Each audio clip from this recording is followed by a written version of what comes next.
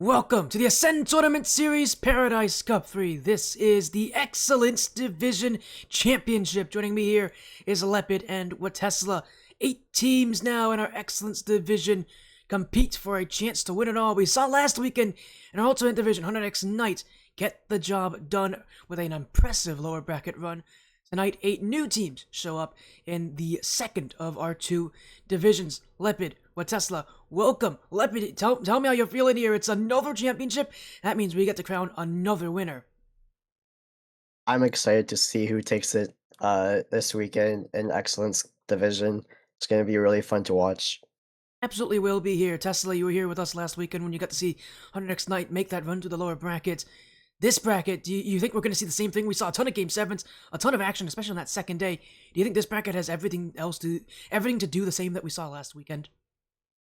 Um, I'm expecting more underdogs to take this. I just feel like the talent between the teams is a lot closer. That taking L's during the season is not necessarily indicative that the team that won has a decided advantage over the team they beat. Um, so I'm expecting some really close matches here, maybe more game sevens even than we had last weekend. Um, but I am expecting probably one of the teams in the upper quarterfinal to take it all the way rather than someone making a run out of the lower bracket. And we thought that as well last weekend as well, but obviously that lower bracket run from Knights did the job. But here's our bracket here as well. Again, you said there's 8 teams and they're split amongst 2 groups here in the Paradise Cup 3. 4 teams in uppers, 4 teams in lowers. And today we will get to see all the lower round 1 and upper quarterfinals matches complete. So after today, we're going to have 6 teams remain. Those lower bracket matches, if you lose, you're out. For those teams in uppers, if they win, they advance to the semifinals for tomorrow. If they lose, they have to play in lower quarterfinals in tomorrow. Both cases, if they lose, their run is over. So for today, those teams in uppers, they have a little bit of an extra life. They can relax. They know they're going to be here tomorrow. But the pressure is on them to play well today, to give themselves the best chance for tomorrow, because winning 3 matches in a row tomorrow is not an easy thing to do here. And it's very fun, as, again, Paradise Cup 3 action really is all that interesting. And it is crew battles, as we mentioned earlier. It is a crew battles format. That means you're going to be seeing 3s, 2s, and 1s here in every match, which will be a best of 7. So for all these teams, they got to get used to those game modes. They've already had to play through stage 1 to get this point from 12 teams to 8. So today it's from 8 to 6, and tomorrow we'll crown our champion. But I know all of us here have some predictions, had some things we want to say, had our teams that we thought were going to win this thing. So let's just look at predictions here, who we think are going to take this whole thing. So we start with my prediction here. I have to lead as the host, and for this one, I'm a big fan of House Wyffindor. They got 3 teams in this bracket, but as Wyffindor, QC, and Wyffoffs, I think, are the clear top 2 teams here. And I know, Lepid, you're not too different from that with your predictions as well. You got, at least through day 1, a lot of the same teams winning, and you also have QC making that grand final. Talk to me about day 1 and why you think, at least, a lot of your things are the same, and also importantly, why you think the Crazy Cats are the team that's going to win the whole thing, rather than what I think is going to be Wyffoffs from Wyffindor. Honestly, with that, basically brand new roster with the amount of subs that are coming in for a few teams, Crazy Cats have that potential to upset Deep Zero Esports, and they could just come out striking and make it all the way to the grand finals. I know you also have Wyffindor QC. We both have Wyffindor QC and Mafia Vendetta making quite long runs here, but you know who is splitting from the desk here is Tesla. Tesla, you've got an interesting prediction here. Your predictions has a lot of underdog wins, has a lot of matches that are being predicted differently than what we both think. Both Lepid and myself think Wyffindor QC are going to at least make it to the grand finals. You have them losing in the lower quarterfinals. Talk to me about your predictions here. What you think Wyffindor QC, who we both think are going to be top favorites to win this thing, are not going to make it even to the top 4. Okay, so I had the pleasure of casting the Wyffoffs versus Housen series. And so as I was looking at the trackers preparing for the weekend events, it looks to me that mathematically Housen is the highest rated team in the tournament, which last weekend coming out of the lowers did help 100x Knight because they probably were the highest rated team collectively, and they hit another gear every time someone tried to match their intensity, and no one the whole tournament was able to find it. But Wyffoffs in that 3-0'd them, and so since Wyffoffs 3-0'd the team that I felt like on paper is the best, and I felt like no other team is really going to play against them, so I figured that they'll probably, if Housen's better than Wyffindor QC and they swept Housen, then they'll probably be able to handle Wyffindor QC. They just have some amazing talent on Wyffoffs. One of the better teams I've cast through the ATS season and through the Paradise Cup, and I expect them, as you can see, I expect them to go all the way to the end and win it. We're a team that competed here in the Apex Cup last season in ATS Season 4 and made a pretty decent run going into the playoff bracket as by far the lowest ranked team in that division. So, for Wyffoffs, now they don't have to worry about having a bad hand dealt to them. Of course, you have them winning. I have them losing to Wyffindor QC in the grand finals. But, I mean, you and Lepid both have the Crazy Cats going far. I don't have a lot of faith in the Crazy Cats because they're playing with subs. But talk to me about about having subs. Clearly, Tesla, you're a big fan of substitutes and a big fan of teams with substitutes playing well. Talk to me about, the ability to play with subs and how that might actually be a benefit for some of these teams here, because clearly last weekend, for some teams, it was a benefit. So, actually, yeah. So last weekend, some of our standout players were the subs. Shout out to Velo, who had his team held out in the championship and won. He was a sub, and I would have had to vote for him MVP. He was outstanding. Happy was a sub in the first game for, I believe, PDFF in the very first game of the tournament, and he was the standout player in their win and their lower round one game. And so, if we get that same result this weekend, I believe the subs, because no one, maybe you haven't seen them play in this environment, add a wild card to it that's just going to make it really great. But the reason, back to your original part, that I think the Crazy Cats make it all the way to the end is I really just want them to, because they're the only team in the tournament that doesn't have an org backing them. Well, I mean, So I'm just here for the grassroots guy. Well, the nice thing is that, you're in the right place for it. ATS Season 4, I think of our 5 champions, I think 3 of them didn't have an org that they played for. This is the league where if you don't have an organization, you seem to find success, but obviously last event, it wasn't really the case for portable document format. As you mentioned, they had a good sub in their first day, but they just couldn't get it done on day 2 against Torrent Galleon, so they're interesting. I think what's also interesting about your matches, you have both the low seeds winning in the lower round 1 match today, Housen and the WyffinPandas. Talk to me about that, because that is... Lepid and I both think that they're going to lose today. Talk to me why you have Housen and the WyffinPandas winning out their matches, because I'm going to tell you this already, Tesla. I disagree with that prediction, but I do want to hear why. So if I'm looking at my notes here, Housen, again, is probably on paper the highest rated team in this.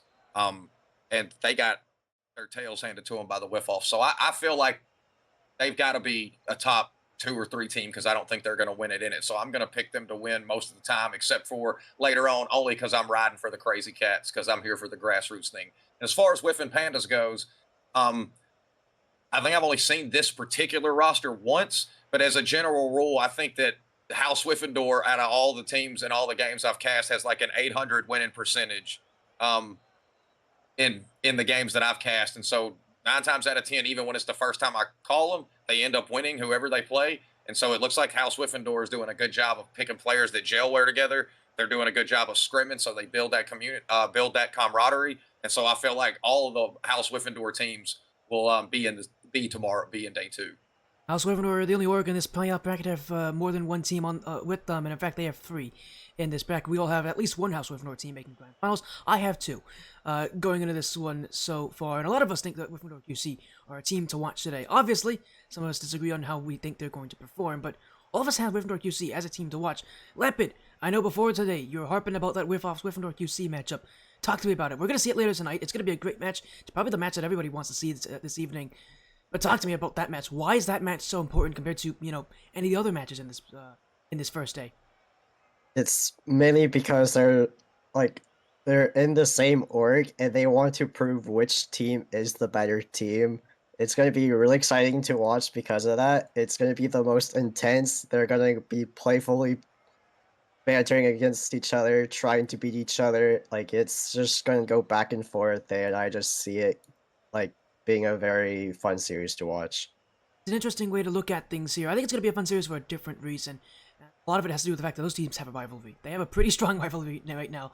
They played each other a lot, even not in tournaments. They played each other a lot in practice because, as you said, they are part of the House Wyffindor organization, so they know each other very well. That match's going to be interesting just because the Wyffoffs want to prove something, and that's something is that they can beat Wyffindor QC. I think it's something that apparently, according to Wyffindor QC and John KB, who's their captain, that has not happened in a very long time. So, for Wyffoffs and Wyffindor QC, that will be a good match to watch.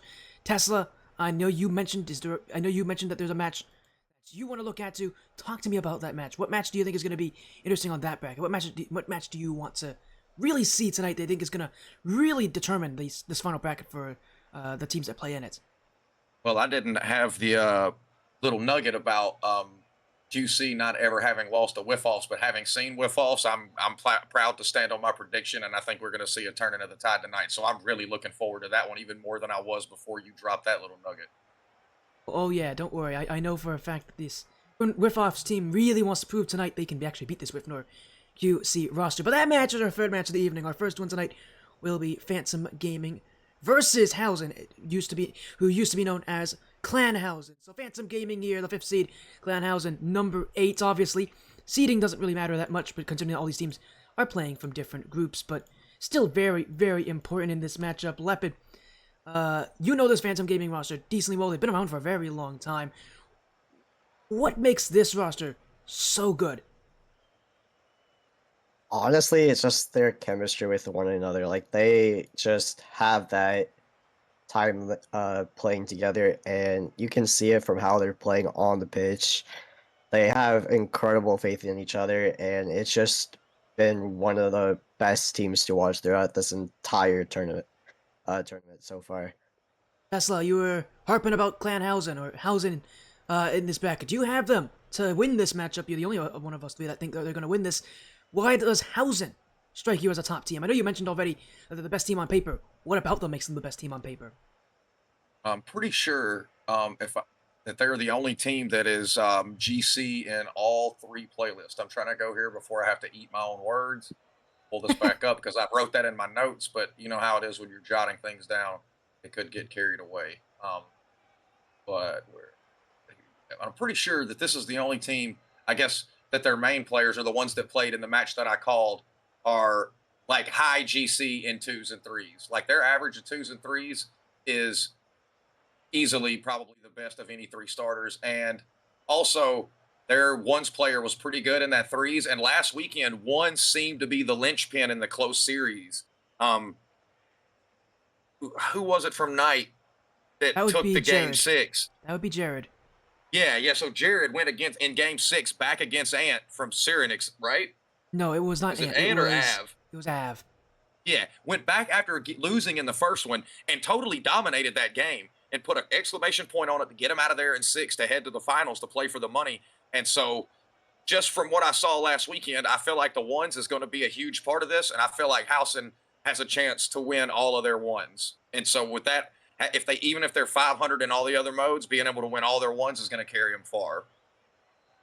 I love that you say that as well. And I love that you all have some pretty strong predictions. We already saw your predictions earlier about who you think will win this one, but we're going to go through this once again because it is normal. Tesla, you have Housen winning this matchup. You think they're going to make I think you said they're going to make a top 4 run here.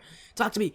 By how much is Housen going to win? I know you had your prediction, and I'm sure you're going to copy that, but talk to me about how much you think they're going to win this match, and of course, and mention just a little bit more about like kind of how happy you are about this Housen team and how confident you are in your prediction. Well, to be fair, even though they did get swept by Wyffoffs, they were all really close games. There was never a point where they just were like where it didn't look like the team should be on the pitch together. And Domitianes played really well in that series, and I'm expecting him to pop off here. Again, like Domitianes, even in a series where they got swept, it's one of those things like I've seen it before, like in basketball, especially where you'll see a team get swept, but all the games will be, 10 points or fewer. And in a 48-minute basketball game, 3-4 possessions is like, 1 touchdown in football. So even if you lose all the games, but the scores are close, you can still have a really good series, even if somebody just happens to be 1 up every time. But I think the skill coming out of Housen, especially their 2s and 3s prowess, making it hard for them to not go better than 500 in that, and then being able to pop off in the 1s. I give Phantom Gaming 1 is just because it's not a lot of fun to see a sweep. Tough too. We didn't see any last weekend. So I just think Housen, the only game they lost coming into this was against Wyffoffs. So I figure they will probably do a pretty good job of being able to carry the torch and make top 4 this weekend. So I do predict that they'll win in 4 or 5 here tonight. You got a 4-1 prediction. I know, Lepid, I lied a little bit earlier saying that you actually had Phantom. You actually have Housen winning this matchup. And you're saying it's 4-2. Do you still agree with the prediction you made earlier about a 4-2, or are you going to change your prediction now? I'm gonna keep it as 4-2. It's either 4-2 or 4-3 for Housen. And it's mainly because threes is going to be very like determining of who like starts this series strong. Um, and if Housen pull off like they usually do in the first game for threes, then they can take it by storm, even take one of their ones or twos, and at that point, Phantom Gaming only takes a few games. Yeah, and I would agree on you on that. The 3v3 game modes are going to determine the series, because both these teams are pretty good at 1s and 2s. If they have momentum, they're very tough to beat in 1s and 2s. I, though, have Phantom Gaming this. I'd have a 4-2 victory for Gaming. I think Phantom Gaming are going to get off to a good start, and even if not, I think they are the better team in 1s and 2s. I think Clan Housen are better in 3s, but I don't think there's enough of a separation between them and Phantom for them to pull away and win this match. So our predictions are in. These teams are also ready to get things started, and so is day one of our tournament. So Tesla, we're just about ready to get things underway, but just about ready to get our first match going. And this is, reminder, as we didn't even mention earlier, this is for elimination. This is lower round 1. So after this matchup, somebody's run in this final bracket will be over before it even really began. Yeah, but somebody's got to take the L and somebody's got to move on. So there's no better time to decide it than now.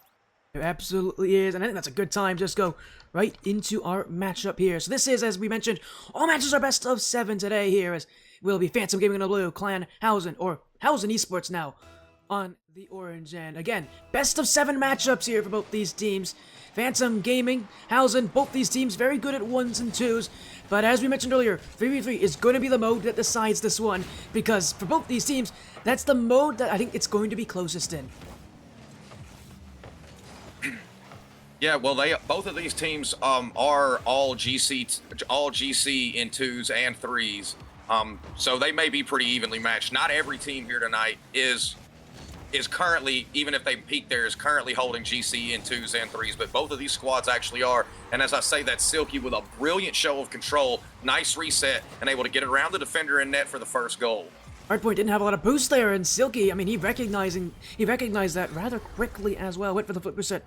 Usually in front of net like that, a flip reset generally slows you down, but again, when they're not challenging, that's the right move. It forces them to commit here, and Phantom Gaming do take goal 1. Lepid mentioned earlier about how important game 1 is for both these teams, and really how important, I think in many ways, this first goal is for Phantom Gaming. Just, you know, talking about the momentum that these teams are riding through, going to 2s and 1s, it's such a heavy momentum-based game modes here, 2s and 1s, and for Phantom Gaming, now that they're going to look for a second goal, almost got that there. Momentum's on their side right now, Tesla. That is a huge advantage. Yeah, and momentum, it seemed to play a big role last weekend as well. We saw a lot of our subs that we weren't sure how they were going to play. They came in and popped off early in the first 3s game. Specifically, Happy had probably 400 points in the first 2 minutes of their 3s as Soda gets one here. This is a nice player coming out right here. There's a pass by Shadow. Soda's able to get to it on the wall first and put it in. But the momentum thing, whenever Jared was able to take that game 6 going into the finals, they felt like they couldn't be stopped at that point, like they were invincible. So momentum apparently in these crew battles does have a really big hand in play in it. And I'm always curious to see, based on the score of the 3s game, what mode the team that lost picks. Because I wonder if you're already tilted from the 3s game, if going into a 1s game is maybe for your mental the smartest choice. So the choices that the teams pick for the game modes between the 3s is almost as interesting as the games themselves. Yeah, we'll definitely have to see about that. As you mentioned, these teams are so good at 2s and 1s, and that's a mistake in front! It's a wide open net for Plumato! He was added in mid-season as the sub for Housen, now has started in their last couple of games here, and that's a huge mistake. Plumato's not missing from point blank. That's a big demo coming out there in the net as well. Heads up play by the guy who got the touch and then swung through net, setting that up for an easy one for Plumato. I think another thing to mention here, Hardpointy and Dimensiones, long-time teammates on not just Housen, but I think they were on Striker Esports before this. They are long-term teammates. Expect to see them in the 2v2 game mode, and expect to see them. There's a good chance they'll be in the 2v2 game mode together if this team really needs those wins. And man, it's gonna be interesting to see. They've been long-time teammates. They're very solid. If we, we're gonna guarantee to see the 2v2 mode. But if it's Hardpointy and Dimensiones playing in that, it's gonna be a very tough run for Phantom Gaming. We are gonna be in for quite a treat, because for Phantom Gaming, I think 2s is probably their strongest game mode as well. Well, they're currently we're halfway through game 1. Phantom holding on to a lead here, but it seems to have been pretty close thus far. Physical play coming out for the score for Housen, and mechanical play coming out for the score for Phantom. So we'll see who's able to take the day as we reach the halfway point here in game 1. Dimensione is now going to send this upfield. Hardpoint, gets beat to it. It gets dropped down to Silky, but it gets taken away by Plamato. He's going to get it to the back wall. He may have a chance to get a drop down pass. It will fall middle. Dimensione is on it, but Silky's able to break that play up. And so Shadow will go the other way. Not a lot of boost, just booms it at hard pointing. Always good to buy your teammates some time by just hammering it to the wall. And this might find it. It's Silky on the board again for his second goal of the series. Yeah, it's just a bit of a misplay there from Hardpoint. He got the good first touch, but he didn't get the catch on the wall there, and he just left it in front. Housen and Phantom Gaming, I was going to mention just how differently these teams have been playing here this game, and it's not surprising. Phantom Gaming are very mechanical, Housen are very physical, but for Housen, they're just making some mistakes off that back wall. Phantom is testing them in the air, and Housen is not exactly making the right plays here. Those mistakes could be costly. Reminder, both these teams only have 1 life, so you lose the series, your run is over. And right now, Phantom looking for a 4th fat shot. Dinged off the bar by Shadow Ball. Silke goes again. Dimensiones will keep it off the back wall as Soda will wait on the way, but Phantom Gaming at this point already up by a couple goals. They really don't need to score again at this point. If you're Housen, you have to start taking chances. You have to start taking risks because time is not your friend. Yeah, and if you're Housen, I said this a lot last weekend, the more players that are on the pitch, the less one player is able to completely take over and dominate a game. And so, following that same logic, the more players there are on the pitch, the more time you would think it is to try to overcome a lead, barring any catastrophic error by the team that is in the lead. And as they work this pass play down, they cut it to 1. They got 72 seconds left to tie this thing up and take it to overtime. And this is a heads-up play coming out from them. Pass upfield, then Plamato's there to collect the cutoff, and gets it to Dimensiones immediately. Brilliant pass play, and they cut into the lead to 1. Housen definitely have the advantage in chemistry, even though I think this Phantom Gaming roster has been around far longer than the Housen roster has, but it doesn't really matter. Housen are known for that chemistry. They're just 3 players that love to work with team play. They are physical. They're definitely more team-oriented. Phantom Gaming play a lot more solo efforts. That's why in 3s, I think they really need this first win, as Dimensiones won't get the touch there. Silky keeps things up in the air. Will have a net in front. Gets by 2. Double tap! Oh, Silky! That's disgusting! And Silky here just takes control. And it looks like it's a harmless control on the wall, but he's able to use his air roll in the corners of the front of his car to get to a position where he can push it towards the goal, hits a nice double tap, scores himself a hat trick here in game 1, shows that he's ready to pop off and carry his team as far as he can. And with 49 seconds now, you're back to the 2-goal deficit and looking for answers here as we get to the close of game 1. Silky now has a hat trick, 3 goals this game, as Housen running out of time, running out of room now, as Blumazzo can't get far. Silky jumps in, but Shadow Ball will be there. Phantom Gaming wasting time, and they've been gone to that back corner a lot so far this game. It's given Housen space, but more importantly, it's forced Housen to play those 50-50s in a spot that they don't want to go here. Housen much prefer to be further away from that net so they can set up those passes, set up those bumps. Because it's in the back corner, they aren't really able to do either of that, and it really does hurt them here as 10 seconds to go. Silky just continuing to waste time, gets by 1, gets around Dimensiones as well. The clock will run out. Housen cannot come back from this. Phantom Gaming, off the backs of Silky, will take game 1. Yeah, that's a heads-up play from Silky here in game 1. And I actually, based on what I'd seen of this team, expected Shadow to carry the day for him overall. So if Silky's going to play like that the whole series, and we know how solid Shadow is, man, Phantom may actually be about to prove my bracket wrong in the first game and take this. They looked really solid in game 1. Well, there's only one game here. The question now is, what game mode is chosen? It's going to be 2v2 for Housen, so I don't think that's too surprising that they are picking 2s. It doesn't really matter either way. It's going to be one where it's going to be a real question. I think 2s is where Phantom Gaming are their best, but I think it's going to be close regardless, though, here, Tesla. I don't think it's really going to be one of those things where you can say one team is better than the other, but the difference, though, Phantom Gaming looks solid. They're really good at solo plays. If they don't get bumped, Housen's really going to struggle in 2v2 mode. And Phantom Gaming, they have momentum. You know they're going to start off on a high. Yeah, and well, like as you said, we'll probably see Hardpointy and Dimensiones come out here, and let's just hope that, like, I don't think they were expected to lose game one, so let's just hope they're not pressing too hard here in game two. That leads them to do some overcommitting or diving in balls they shouldn't, like in net, instead of taking a controlled touch. It's just I'm just always interested to see how your mental goes when you have to reset and change game modes. I think that's what makes these crew battles, gives them an extra layer of intrigue.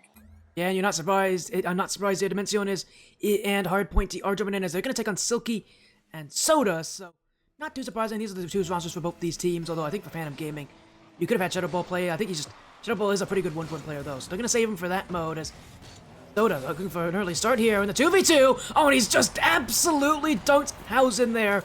That is a quick start in 6 seconds.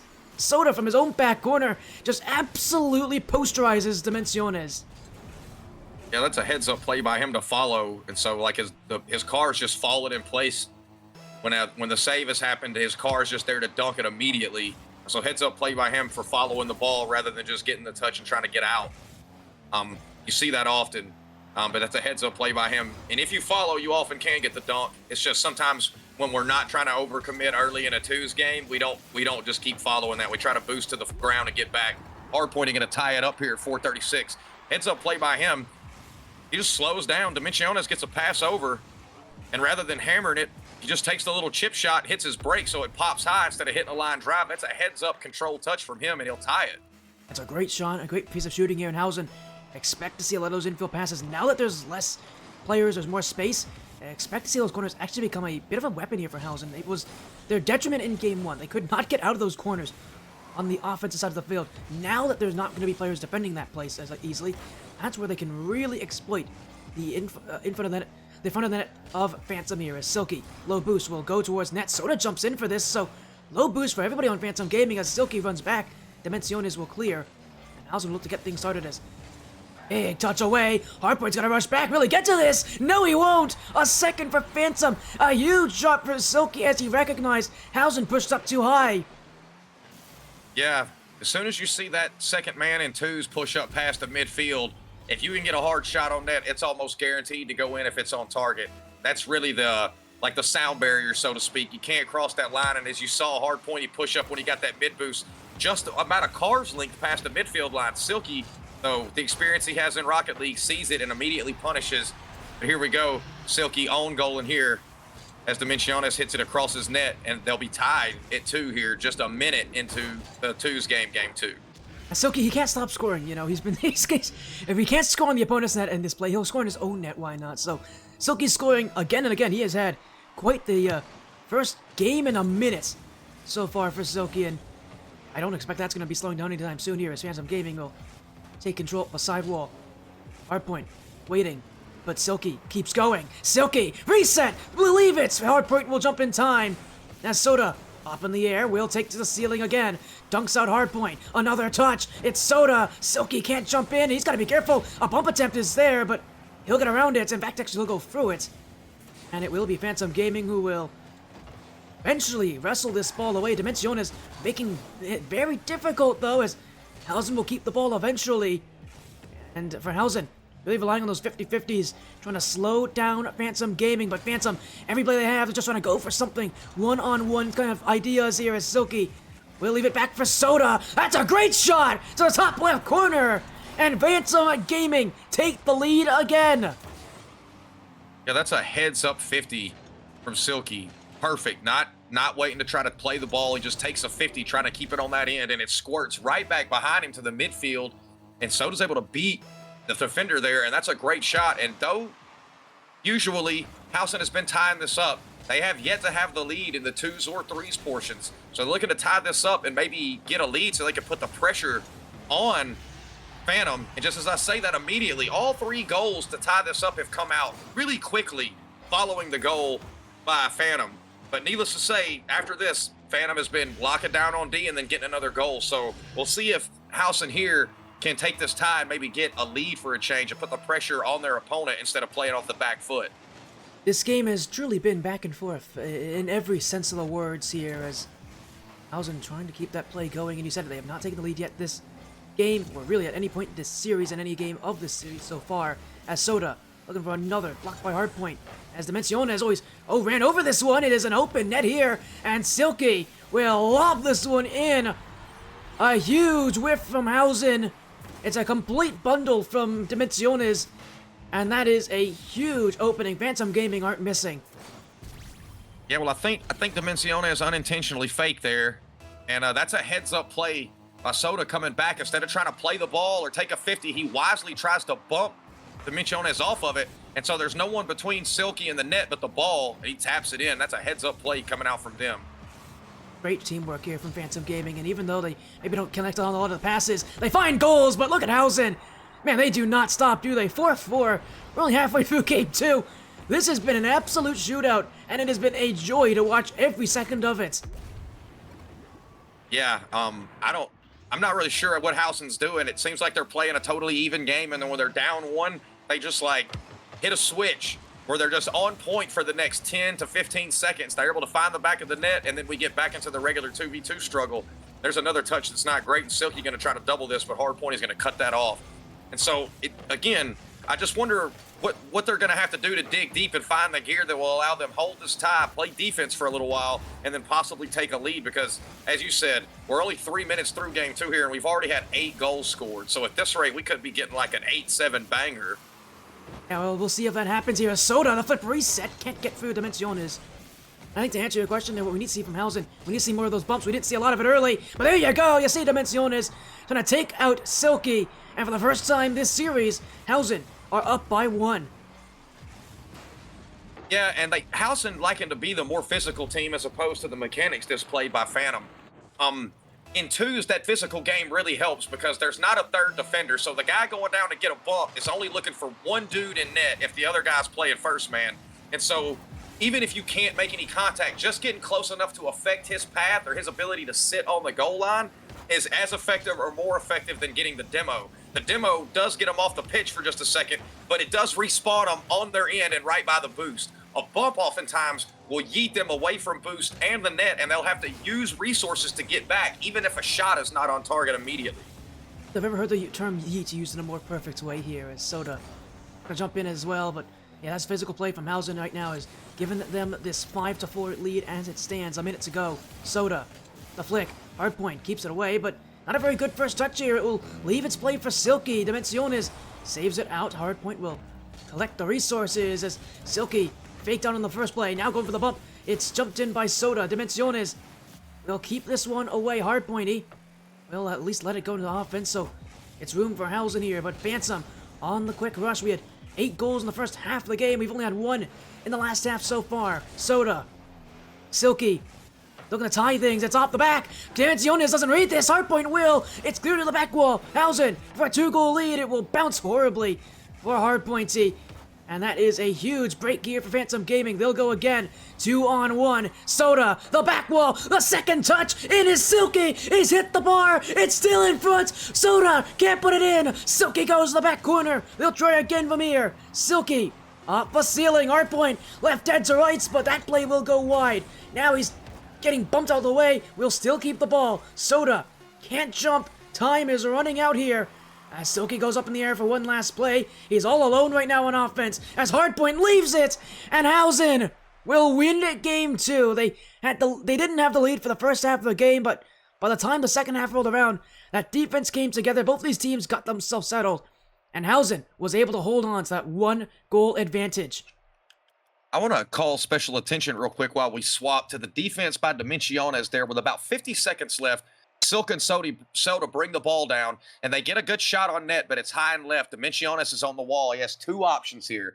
This is the reason this play was so great. Instead of him trying to control it when he could have got a catch because he was there way before the ball, he wisely does like that little Ronzi pinch and hits it hard into the corner. Now, as Hardpointy goes into the corner to play it, Silky hits it hard from the right side back to the net, but this time, instead of 2 defenders bearing down, everyone's kind of rotating away from the orange net. Dimensiones wisely sees that, and now he uses the rest of his boost from the net, having never left his position to get more, and hammers it downfield to put pressure on Phantom. Textbook defense right there in twos coming out from Dimensiones there. I mean, that was some of the best defense you'll see in twos by a player, and especially when they're trying to hold on to the lead they finally got. Man, that is a clutch play coming out from him here. Yeah, they had some good defense by the end of that game, and there was a couple of scary chances, but it won't make a difference here as we're going to game 3, and that means back to 3v3 here. So everybody back in now for a tied series. Housen winning in the 2v2 mode. Again, it's going to be 1v1 in game 4 as well. That will be very fun to watch here. We move to game 3, 3v3 again, and the chance to lead the series. And as we saw in the last 3v3 game, it was a 2-goal difference, but it was close. It was competitive, and Random Gaming, it relied a lot on Silky playing well. They can't rely on Silky to continue to carry them through these games. They're going to need to find a little bit more to score, a little bit more ways to get goals against Housen. Housen, I mean, they've got ways to score. They've got teamwork. They really do have those bump plays on point. And you really think if Silk doesn't have a good game, Housen could absolutely walk through the opening made from that. Yeah, but was actually expecting coming into this for Shadow to carry the day for Phantom. So if Silky could just keep up the clip he's on and Shadow can get plugged in the way I expect them to in the series, they're not out of this by a long shot. And it's tied right now, which again, it really could come down to, as I said in the pre-show, the 1v1. Because going into this 1v1, somebody will have a chance to go on match point, and somebody will have a chance to tie it and make it a best of 3 going forward. So again, like many times last weekend, as we see a bump avoided, great effort there coming out from Housen to force one through. Again, just like last weekend, one's going to be very pivotal in this series. It is going to be, and I think whenever the series is tied like this, you need any momentum you can get here, especially in that 1v1 mode. That is where all the momentum is, but that is just well played from Plumato. He's had a whole game to wait for this, but just look at how he plays this. Gets that bump on Silky, and then he doesn't leave the play. That boost in the corner is very tantalizing for Plumato, but he didn't go for it. He knew that he had a play in front, knew that there was a player behind him. He waited for that challenge, and then let his teammates walk on through for the follow-up play. So, smart play from Plumato. Housen take the first goal in Game 3 as Soda, looking for an answer up the back wall, will be kept out by Hardpointy. Yeah, Plumato right there kind of looked like Jason Williams, an old point guard in the NBA. He used to do things like Euro step into the lane, and then when he'd get into your body like he wanted to lay up, he'd behind the back pass it to the big man in the corner to hit an open 3.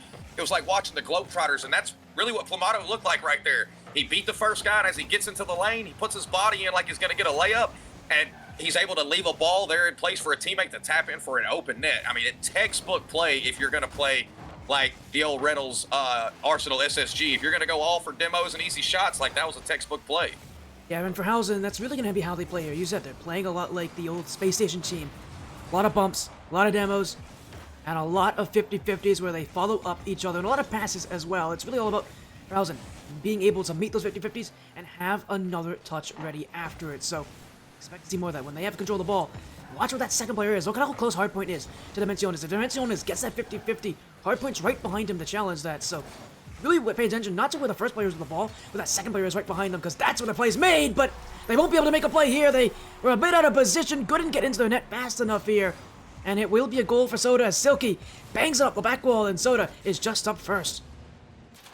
Yeah, Silky beats Hardpoint, able to get it over him and hits the back wall, comes down. It's so hard to be the first one to the defender as last man on that bounce out. The guy pushing up to take the shot almost always has a better angle to get a read quicker. And you always have to worry about as a defender. If you try to jump even before it makes contact with the wall because you haven't seen the bounce, you very well may fly out past it for no chance at a touch at all. But Soda, seeing that there's going to be a defender anyway, goes up and gets a touch that's almost straight vertical down before it bounces forward rather than like at a 45 closer to the defender's car. So heads up play by him, seeing where the defender is and getting the touch he needs. There's another demo coming out for Housen here that looks like it's going to lead to an open net. I mean, again, the physicality is just remarkable here coming out from Housen. And every time, they always seem to have someone who is right behind them as well. I don't know how Housen are all on the same page in every single one of these plays, but they always have another player that can challenge after the first one. That time it was Plumato. We've seen the reverse. We've seen everybody really play that role in Housen here, and the fact that they're able to so quickly follow each other up is, I mean, that is something that is very tough to counter in this game. It's very tough to counter that kind of speed, that kind of recognition, that kind of knowledge of what's happening as Silky. It's a great flick. It's a wide open net for Soto. He's missed it, but in comes Shadow Ball. That's his first goal of the series. And for Handsome Gaming, a very necessary one as Silky, again, running down the field, making things happen. Yeah, based on what I'd seen from him, I didn't expect to see this kind of play coming out from Silky. But right now, he is just a wizard with the ball. Every time he gets it, he's trouble. And I believe that that's why Housen is, like, I know they play a demo style, but I think that's why they're playing so close to the ball. As they give up the goal here, they can't get it sorted out on defense. But this may be a side effect of the way they're playing. When you play close to the ball to take the 50s, you take up the space for those mechanical plays. The drawback is overcommitting, whiffing, or getting totally destroyed on a 50 almost always takes you out of the play, and it's at a minimum 2v1 or 3v2. And it looks like on that there, they were trying to stay so close to the ball, no one just waited in net to defend the shot, and Phantom easily able to find a way to poke it through. Another risk with the way that Housen's playing is that they have to use a lot of boost to do what they're doing, and they're always seemingly with low boost on defense, and that means with breaks like these for Phantom Gaming, Housen they don't have the boost. Look at Plumato going back here, nothing in the tank, just absolutely nothing in the tank for Plumato. That's the risk that you take when you are playing the way that Housen is. When you play that high up, you need to get those 50-50s. If you don't, you're leaving your players behind you with nothing in the tank. And Phantom Gaming, as mechanical as they are, if you don't have boost to play against them, I mean, they're not missing any of those plays. As they'll go again looking for an even bigger lead now. And what was a Clanhausen lead is now Phantom Gaming, again up by 2 with very little time to go. Well, it's also back to the point of staying close and using a lot of boost. That's why that last demo that led to a goal for them by hard pointing was so vicious, because the ball goes into that corner, and so the blue player's bringing it up that side. Rotating ball side, especially in threes, is like the cardinal sin on defense, but hard pointing rotates ball side to get a demo in the opponent's half. Like, you're not even expecting that player rotating back to be there. But as we see here, it looks like Phantom is starting to adjust to the fact that they're going to take up all the speed and using patience to get touches around them. But just like in last game now, they get a goal late and try to bring it close. And so they find themselves down 1 with 35 seconds left. That's a great little touch by Hardpoint to force that in. Just a little bit extra from Hardpoint. He's trying to will his team forward to win the 3v3 mode that they could not win in game 1. 34 seconds and a demo from Soda will make this a wide open chance here as Hardpoint in the midfield. Soda, Silky, won't get any bumps as Dimensiones hides out on the back wall. Corner, he will go as Soda will leave. Hardpoint. I've been looking for Dimensiones on that upfield pass, but Dimensiones had already jumped for a bump attempt. Plumato to Dimensiones. Hardpoint's got to go back and play some defense here, and there's only 10 seconds left. Infield to Silky. Phantom Gaming keep the ball in the orange half of the field, but it's Dimensiones now with space and time. Cleared away, gets by 1, an open chance, but it's not going to be able to connect on it. Is Hardpoint. And Phantom Gaming win the 3v3 mode a second time in a row, and once again, take lead in the series as we go to the 1v1. If Housen's going to win one of these threes games, they got to figure out, they can play that aggressive. They got to figure out a way to calm, to have somebody getting back to the net quicker. There at the end of that, even though they didn't give up a goal, 2 players were committed past the midfield line towards the blue net, and they left one guy on an island with Silky with the ball on the left wall looking to pass it across to Soda as a teammate. It is nearly impossible to defend a solid pass play as one defender in the net. And as long as they keep leaving that set up, that defender has to commit to one of the touches. And so even if he does actually get a piece of the ball and stop it, there's 2 people there waiting to clean it up while you're still rotating back. They got to fix that going into the next threes game. Yeah, those heavy commits from Housen really don't seem to always work for them here. And when it doesn't work, boy, it really does fall apart for them quickly on defense. Low boost. Out of position, not enough people back, rushing to the nets. It makes things tough for them. And Phantom Gaming, they're a mechanical team. They love that midfield. If Housen doesn't even get to those 50-50s, Phantom Gaming is going to have them beat. But we go to the 1v1 mode. This is a very different mode than what we've seen so far, and expect it to be different as Plumato and Shadowball take to the field. And Shadowball's a pretty good 1v1 player, so you really feel like if you are a fan of this Phantom Gaming roster, I mean, they put themselves in a great position to take match point very early in the series. Yeah, again, the ones is just so critical here, and you hope that after having the lead and then giving it up like that, that Plamato's not on full tilt coming into this, because he definitely needs, Housen definitely need him to try to win this. You definitely don't want to be on match point when you haven't won a threes game yet, and you got 2 of the last 3 have to be threes.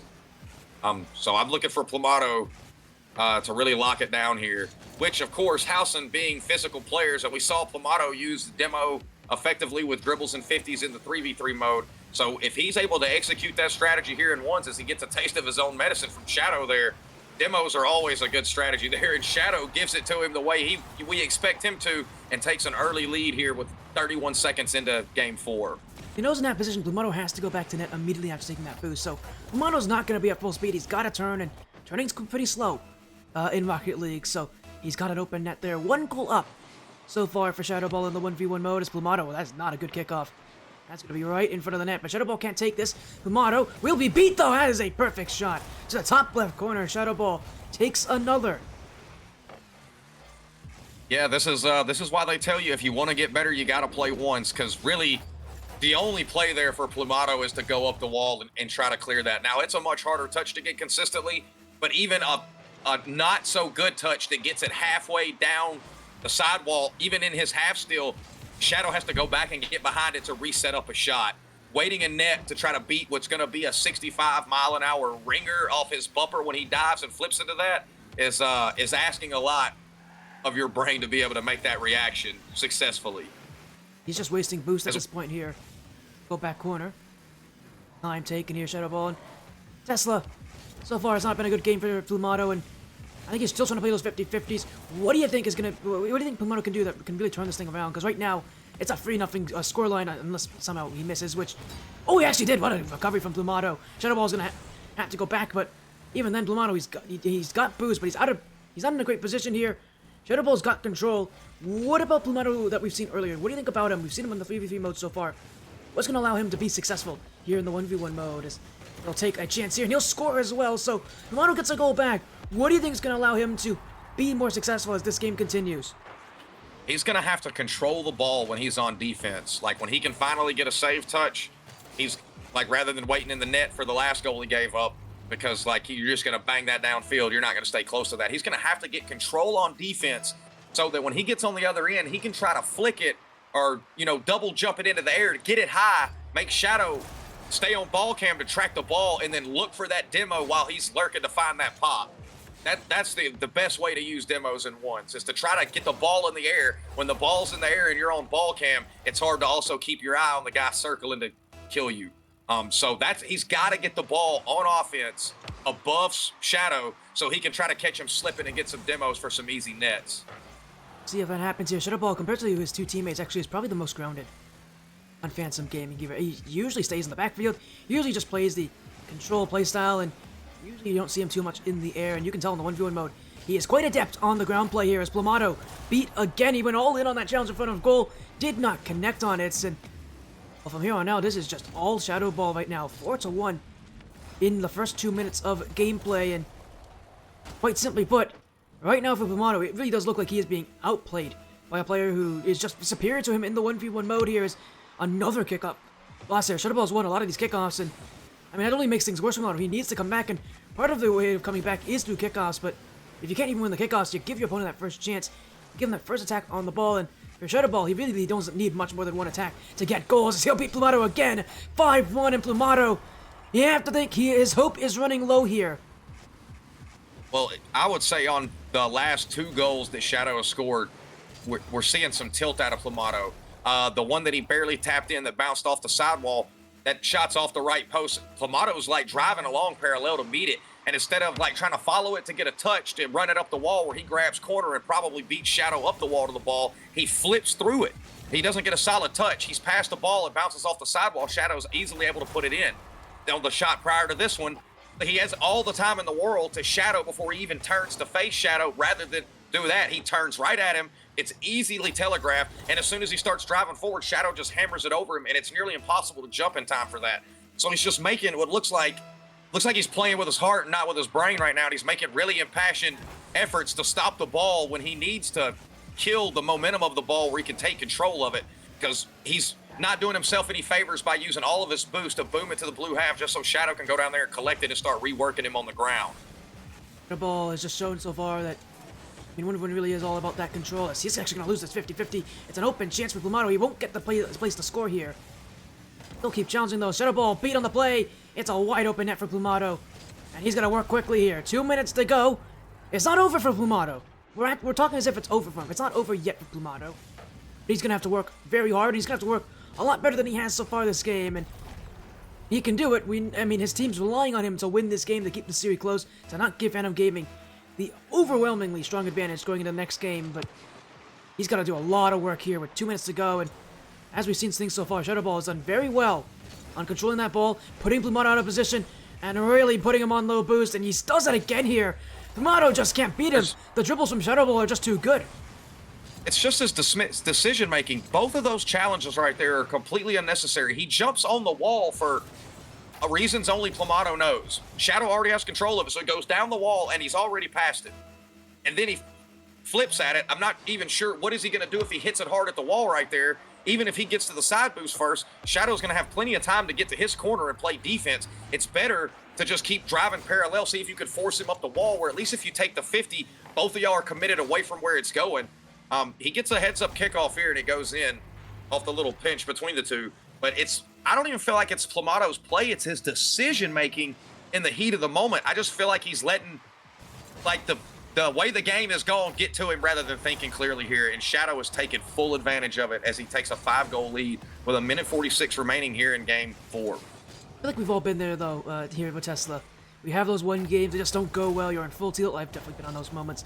And it's so easy, especially when you're down by a couple goals, to take risks, to think that you need to take risks. In 1v1, there's so much time, though, that usually when you take risks, you're only making it worse for yourself here as Plumato. Back in control, will take the challenge on Shadow Ball. He doesn't have a lot of boost, though. Shadow Ball almost got up in the bump play there. Now we'll go for another swipe. Can't get Plumato. He doesn't have boost, so he'll have to zap the dash out of the way. Plumato. Control. He's basically got to score these chances. His hook shot attempt will go wide. Second touch, he'll get it, but he can't score on it. And Shadow Ball, oh, he just faked him out.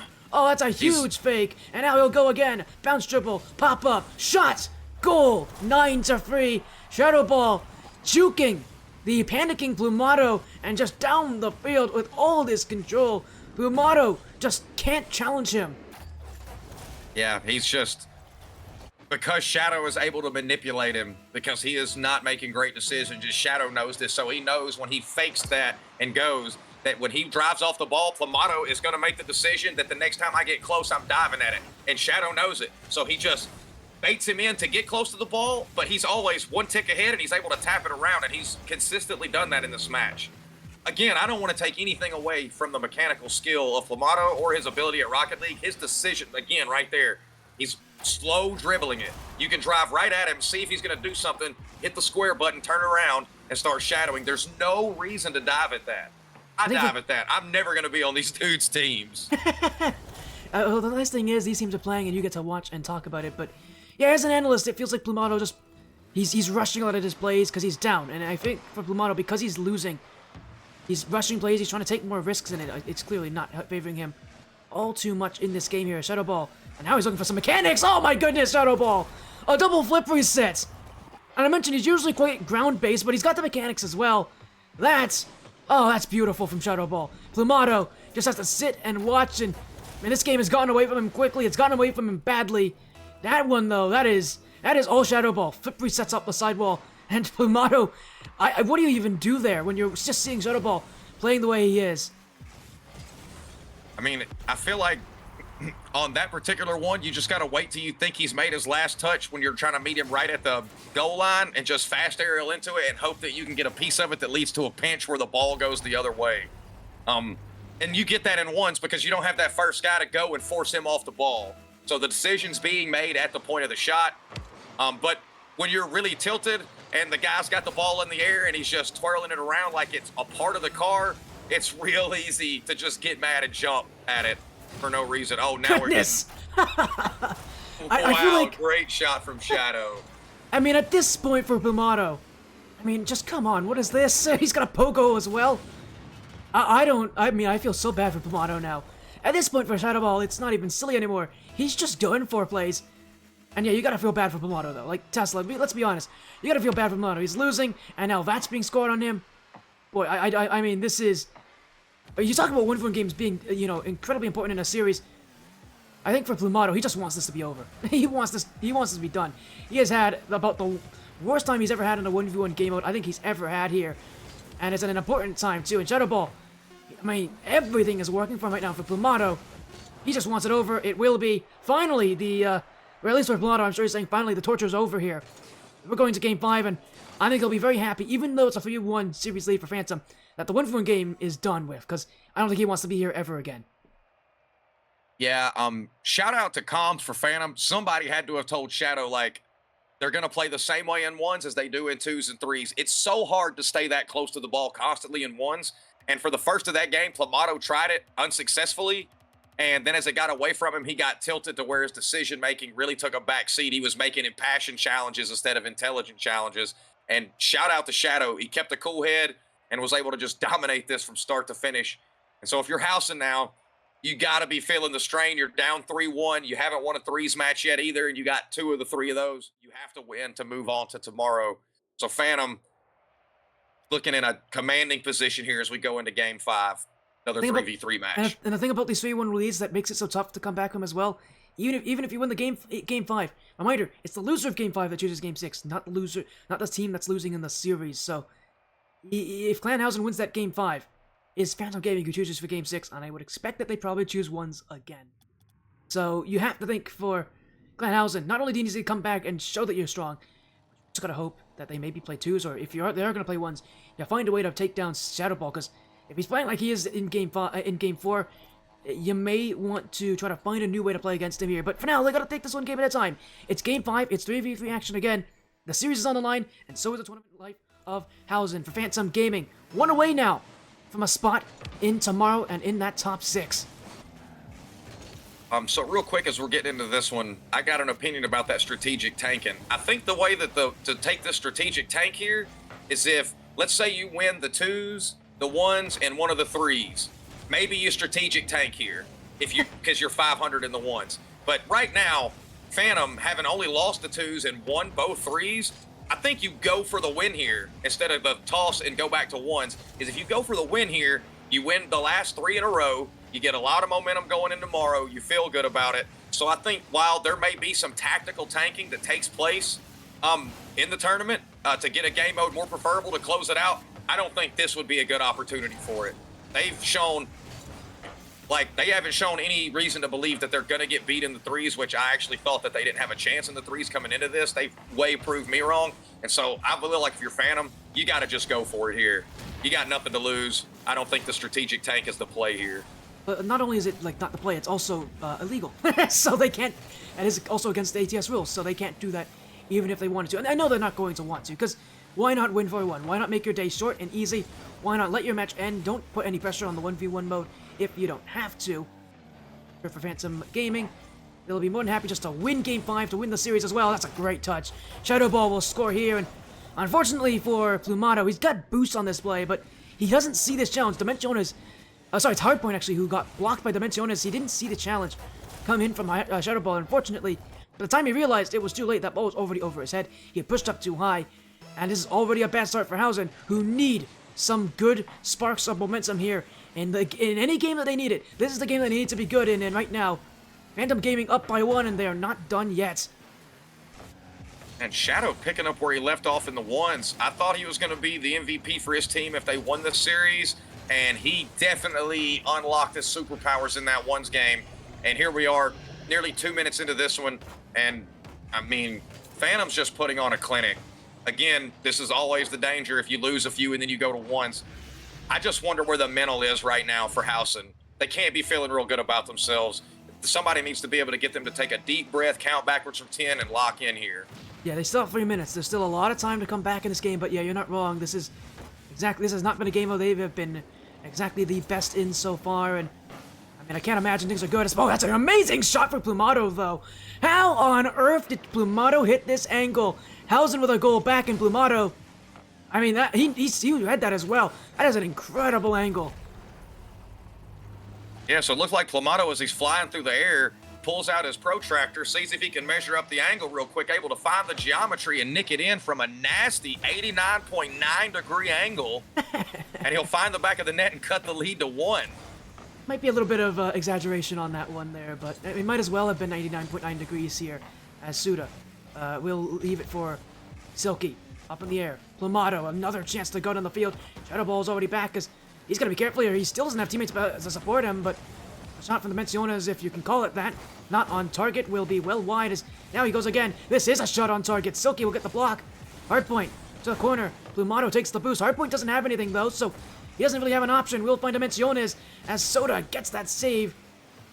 Silky will jump in. Past one. Still Silky. It's open! It's save away by Hardpoint as Phantom Gaming rushes the play again. Shadow Ball has Silky waiting, but the pass will not connect here as Soda's waiting back, and for Phantom Gaming, they really want that third goal. You can tell they're pushing for it, but more importantly, they really want to make sure that they just keep this lead. They don't want to give Housen any reason to think that Game 5 is in their favor. Yeah, and it doesn't look like Housen has really learned their lesson from the first 2 threes games either. On their previous trip down, this is a goal. Lost my train of thought there for a minute. The guy hardpointing in the corner has 0 boost when he pushes it out, and then Dimensions challenge with no boost, and they left Plumado going back with no boost. They didn't get punished on that one. They get punished right here. Somebody has to be common that there's got to be at least one player behind the midfield line with more than 12 boost in the tank. They are just setting themselves up for failure when they can't get the 50s they need on the other end, and Phantom is punishing quickly usually. They are going up the field with passes or controlled air dribbles and putting the pressure on every time they get it. Last goal was also from a bump as well, so just to rub some salt in the wound. That's how Housen's been playing this series, and Phantom Gaming just used it against them on that side of the field as Soda will keep it upfield as well. Hardpoint. The roll this one back as Silky leaves it for Shadow Ball, and Plumado got bumped again here. He got bumped in the last goal. Shadow Ball. Oh, that's a perfect pass! Save in front, and it will be kept away as Soda jumps in. Phantom Gaming keep the offense. Housen low on time, low on boost, low on morale as Dimensiones off the ceiling. Hardpoint trying to get a piece of Shadow Ball. It's in front. Plumado save away. And we're approaching the final 60 seconds of the match here. If you're Phantom, you're feeling real good about this. You're just trying to hold on. Housen, 50 seconds for your tournament lives. Otherwise, you'll be waiting until ATS Season 5 kicks off. Dimensiones now going to collect. Go forward. Oh, there's a demo and it's in. They cut the lead. We've seen this in every threes game now. They cut the lead to 1 late. Let's see if they're able to capitalize now on the momentum they've built, or if Phantom just locks it in, takes another goal, and wraps it up here. Phantom's been pretty good at scoring early off of those goals as well, but I think with 40 seconds left, they're just going to make sure that they don't play to the way that Housen wants them to play to, which is heavy 50-50s. Heavy offense for Housen. Demos. They don't want to play that way against Housen. They won't want to make Housen rely on playing that way. They just want to play the way that they know they can, and so they're going to come down just getting that ball down the field. Just like that. Seconds ticking off the clock now as Plumado will take it from the back corner. Soda jumps in, and he just takes this one! Plumado never saw him, and Soda never hesitated to go for this. And Phantom Gaming, I mean, that may just end the run for Housen. That may have just given them a top 6 spot and a chance to play tomorrow. Yeah, that's a heads-up defensive play by Soda. He's trying to get in the air because he thinks that the ball is going to be carried, but the touch on the wall's too heavy. It goes up to the ceiling and bounces down, and the hard point, he couldn't control it. And so he just dives in because he's falling off the ceiling anyway, so he has his flip. Shadow will take another one here. Just salt in the wound with 3 seconds left. Silky gets it over. A defender catches it and then just leaves it. I mean, they're just styling on him. With 3 seconds left. Yeah, with 3 seconds left, I mean, there's no question who's going to win this series. 4-1 for Phantom Gaming, so, if I'm not wrong, did I predict 4-1 or 4-2? Whatever it is, I'm the only one who's right, I guess, on the desk here, but Phantom Gaming really showed up, won every single 3v3 mode that they had that series. They won the 1v1 as well. Credit to Phantom Gaming. It started with Silky, but it really ended with a full team effort, and for Housen, they just, as you said, they could not seem to learn from their mistakes there. They committed too high. There were too many opportunities where they had low boost, and Phantom Gaming, with a team that can transition on the field as well as they can, that will be countered here. So, a big win here. 4-1, that scoreline for Housen. And what a huge series this is. Housen, unfortunately for them, they are out of the running, but for Phantom Gaming, again, what a performance here. 4-1, they looked good, and they get to play tomorrow. So their day is done already, but they'll get to play tomorrow here. They'll play with pressures. I actually predicted 4-2, so I'm a little wrong on my prediction as well, but seriously, credit to them. That is That is an incredibly strong performance here for a team as good as they are, because that is, I mean, that's a confident start here for this Phantom Gaming side. I mean, for the lower bracket, it's exactly what they want. They want to start off strong. They want to start off confident. They did just that here.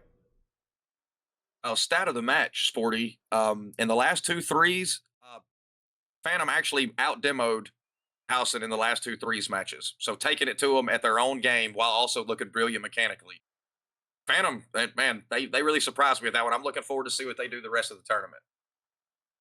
You said as well, what a performance so far here. As we're going to go to a break. When we come back, our second match today will be Mafia Vendetta, the WyffinPandas. The first time we'll get to see House Wyffindor this evening. For now, though, take care. We'll be back very, very soon.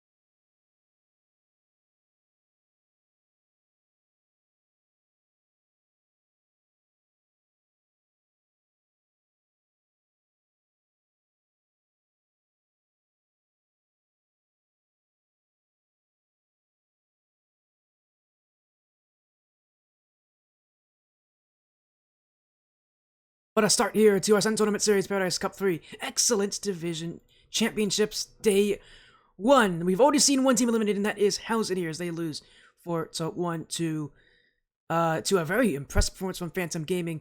I'm right, they're wrong, that's all I care about here so far. But still joining me here is Lepid. And WaTesla, you guys get a second chance to try to prove things correctly here as our next match up will be a pretty fun one as well. Mafia Vendetta taking on the WyffinPandas. Our first viewing of House Wyffindor. They've got 3 teams in this top 8. We'll see the other 2 in the match afterwards, but for now, the WyffinPandas coming in this one. They're probably the least well-known team of the 3 here, and I think if for the WyffinPandas, they're playing with a sub tonight, they're going to have a lot to do here. But Lepid, you were confident in the WyffinPandas coming this bracket. You think they're a team that can do well. Talk to me about why their subs in Swag and Rush are going to be likely to perform tonight and perform well against Mafia Vendetta. Actually, that was Tesla? Tesla, but Oh, well, you got to tell me anyways. What do you think? Because you know this WyffinPandas team well, pretty well as well. You know this team well. Talk to me about Swag and Rush. What do they bring to this WyffinPandas team that will allow them to find success and compete with Mafia Vendetta? honestly, Rush is a very consistent twos player. He could take twos by storm and bringing momentum back into threes and just playing with his teammates. He's a solid player, and it's just going to go back and forth between the 2 teams. Mention that as well. I know Tesla, you've talked a lot. You looked at a lot of player ranks, and obviously you've definitely looked at Rush and Swag, knowing that these are going to be players that are going to play today. This team itself has to play with these 2 players that they added in very late. For a team that adds in their subs this late, because they added them, I think, in like the last week, so they're very late additions here for the WyffinPandas.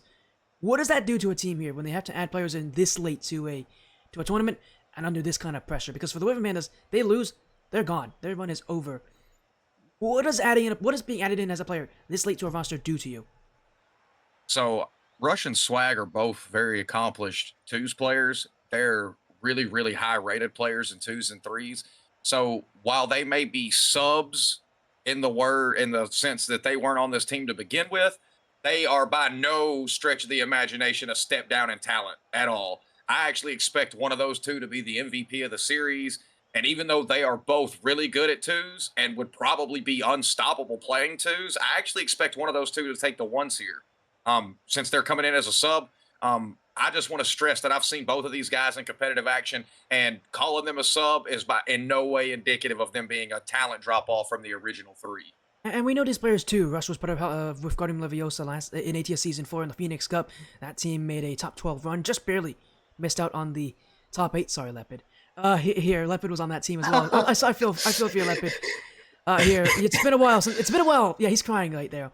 But anyways, no, he's playing well. Anders on this team. I don't think Anders playing tonight, but he's on this team. Was part of the Wyffindor Refresh team that was in the Catalyst division, and he himself, like a lot of many teams, just barely missed out on being able to compete in that second stage in the top 16. So we'll see how things go here for both these teams. But you mentioned as well on the side there was Mafia Vendetta. I mean, this is a Mafia Vendetta team that I think many would consider the clear favorites, even if it was the main roster of the WyffinPandas. I think you consider Mafia Vendetta the clear favorites. Inertia, Snake, and Jupiter.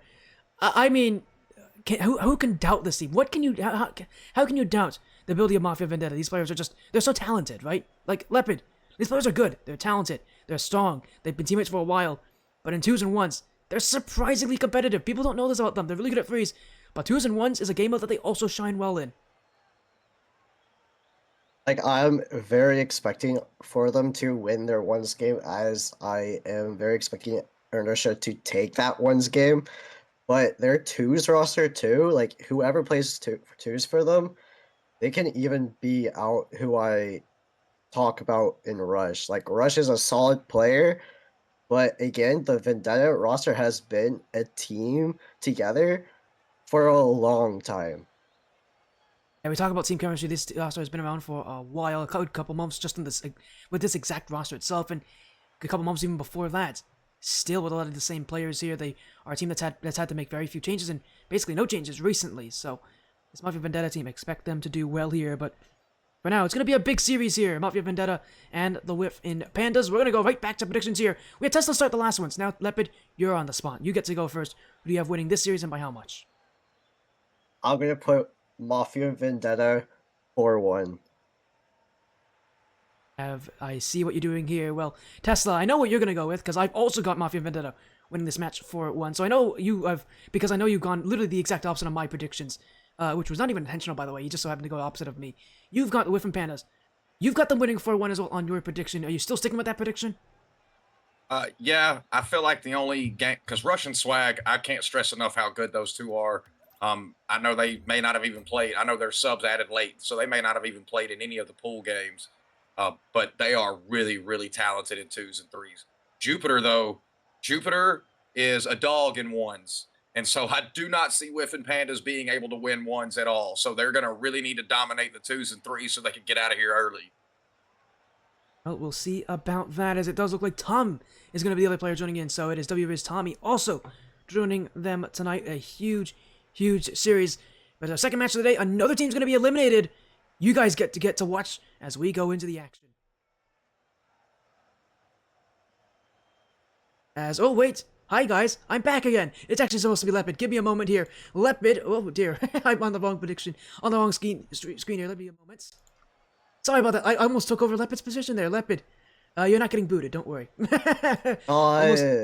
Sorry, how Lepid. could you, Sporty? Yeah, you gotta stay here, Lepid. You gotta do some work as well. Now we'll go back in. Sorry about that, everybody. It is Lepid and Tesla who will be in this matchup. Enjoy the series, everybody. Our second match of the evening, and another team to be eliminated. As Sporty said, it is Mafia Vendetta versus WyffinPandas going into their lower round 1 match.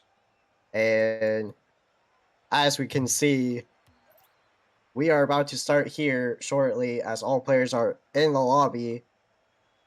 What do you think they are going to do to win this series, Tesla? I've Swag has been one of my favorite players to cast individually, and even though Jupiter is a very, very good player in his own right, I don't know, man. I just don't think that the 2s and 3s portion is going to go in the favor of Mafia here. And in that same token, I don't think there's a snowball's chance that anyone beats Jupiter in 1s. And I'll go as far as that. He may be the strongest 1s player in the whole tournament. So however long Mafia goes, they ought to have that ace in the hole every series. I expect them to win it here. We will get at least one 1s game here. It's going to be imperative if Wyffin want to move on to for them to dominate in 2s and 3s. And sidebar, Lep, if Wyff wins this, going to the bracket here, they will be continuing the chance where we have 3 of the 4 semifinalists will be Wyffindor teams. Indeed. So that could make an interesting end of the second day if 3 of the 4 teams are all from the same org. And we see the gameplay start off here. Mafia Vendetta starting on the half of WyffinPandas. And Snake passing it back towards Jupiter. Swag tries to get 50 off, but Rush gets a demo on inertia. And Vendetta continue on the pressure on the side of WyffinPandas. This is a slow start for WyffinPandas, but it's a strong start for the Mafia Vendetta side. But we will see who takes the first goal here in game number 1. And definitely a little feel-out action taking place here in the first minute. I don't know if any of our games in the previous match were scoreless still in the first minute. So we're definitely seeing a slowdown of the offensive pace coming into the second series. That's a nice save there coming out from Tom. But Russian Swag, again, as I was saying in the pre-match, I feel like they were maybe made subs for availability. Because I find it hard to believe that they're a big drop-off in talent from the other 2 players. And as we were saying in the desk, we've all seen them play in competitive settings before, so they're both very accomplished in 2s and 3s. And doing a good job here. We are 90 seconds into the first game, 0-0 on both sides. Swag here trying to work a fast break, takes a low 50 into the corner, gonna let it fall out. Rush tries to leave this for a teammate, but a nurse is gonna cut that off. Lep, what are you seeing here in the first 2 minutes of this that you think someone's going to be able to pick and use an advantage, as I say that Jupiter puts it in? And We see a great effort from teamwork on the side of Mafia Vendetta. The awkwardness on defense for WyffinPandas allows that goal to go in. No one calmed it. No one challenged that play. And that's why that ball went in the back of the net. And Mafia Vendetta take the first goal of the series. And now WyffinPandas are behind by a goal. And again, we see the awkwardness on defense ensue. WyffinPandas have to clean that up, calm with each other, pass among each other to get out of their half, because Mafia Vendetta will keep up the pressure. They will start to go for aggressive demos, just as we see from Jupiter, and Rush has to bang it out to allow his teammates to grab boost, and Snake doesn't get contact with the ball there. Jupiter hits it right into Swag there, and Snake putting off the sidewall, and Rush able to get 50 off with one of the players from Mafia Vendetta there. Swag putting up center for Tom. Rush gets a demo on the third man, but Jupiter with the clear out. And now the ball's on the other side of the field with half of the game remaining. Rush continuing with ball control here. Inertia trying to get center for his teammate. Tom over to Swag. Swag over to Rush. And we see a lot of passing plays come out from WyffinPandas, but they haven't gotten out of their half because of the aggression from Mafia Vendetta so far, Tesla. Yeah, Vendetta's doing a really good job, too, of when they get offensive pressure, every time one of them takes a touch, they're not trying to get a shot. They're just trying to get a touch towards the orange back wall so that all the orange players have to stay there to try to rotate it out, and it allows their players to all circle like sharks on offense, because WyffinPandas is not consistently getting a clear all the way into the blue half, so they're just collecting on the sidewall or in the midfield at about the midfield line and continuously pushing it at orange. When Wyffin does break out, they're only getting, 5, 10, 12 seconds on the other end before they're all rotating back because the ball's being rushed at them. So Mafia here in the first game doing a really good job of not allowing Wyffin to build up any pressure, and while maintaining pressure of their own when they're on offense. Indeed, and finally they get out of their half for a little bit here, but Inertia grabs the ball, takes it over to last man back is Rush, and Rush wins that 50 out, but Jupiter's up first for the ball, and we see a don't commit come from Mafia Vendetta. This might be a chance for WyffinPandas, but Jupiter's able to get back in time and get touch on the ball there, and Rush tries to pass it over to Swag, but Inertia cuts that option off. And we see that happen time and time again this game. Mafia Vendetta shutting down the options really quickly for WyffinPandas. And this game has been in control so far on the side of Mafia Vendetta. And 14 seconds remaining. Jupiter goes for a double. Snake off the post. Tom clears it down the field, but Inertia blocks that clear. Rush has to bang it out. Tom over to Swag. Swag with the shot on, but Jupiter with a block. That ball's down. Mafia Vendetta take game number 1. Yeah, and heads up to Vendetta's defense on that one. Definitely didn't predict WyffinPandas getting shut out in any of these. So that's solid defense. But I want to point out on their defense too, Vendetta was taking a really controlled approach when that ball would get to their back wall. So instead of them just trying to bang it as soon as it gets to them, they were usually looking to see where the defense wasn't and pushing it to that corner. WyffinPandas several times, which was what was keeping them on defense, was just on the back wall and getting whatever bang touch they could get without trying to put it where the defense was not, even if they had time. So shout out to the defense from Vendetta. They play like that the rest of the night. We may be out of this one early. And we see WyffinPandas getting to choose the game mode because they lost that game and they chose 2v2. So I am very expecting Rush and Swag to take it for WyffinPandas. Who do you think is going to take it for Mafia Vendetta? I think it's going to be Inertia and Snake, only because Jupiter is, I think GC3 and, or not GC3 and ones, but he's a really, really good ones player. Probably the strongest ones player in this lobby.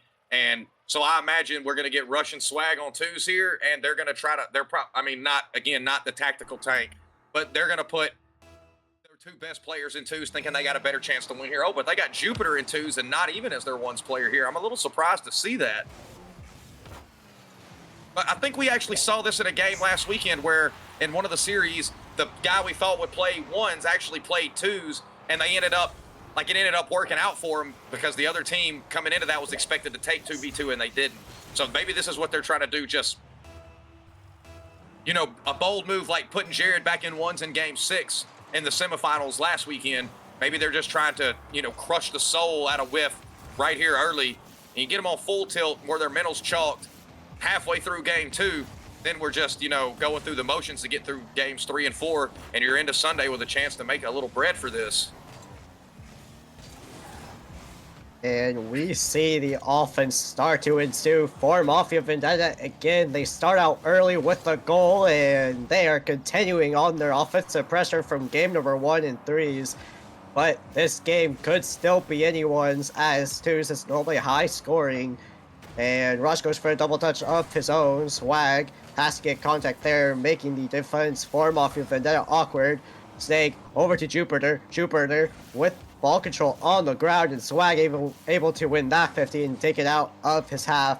And Snake will have to wait for the touch from Swag. Rush fake challenges it, trying to allow his teammate to get boost, but Jupiter will cut off that option. And we see the ball continue to be in the orange half of the field. Yeah, they're just, we saw this in the first game. The orange team in the first game did a lot of challenging like that, where they just tried to brute force their way through the games, and the blue team took a mechanical, methodical approach, and they just consistently broke down the defense in all the modes, and we're seeing a repeat of that here. Maybe there's like a blue buff this evening in the Paradise Cup for day 1 of the bracket. Not really sure, but it's thus far through, this is our 6th game, and so far that's what it's played out in all 6 of them, where the orange team consistently trying to brute force through the matches, the blue team using brains and mechanics to work their way around the defense. Maybe they are, but we have to see if WyffinPandas can score a goal on the strong-looking offense from Vendetta, and Rush finally gets a goal for the side of WyffinPandas off of a great flick. Swag goes for the bump on Jupiter, losing wide open net for Rush, and he just takes it.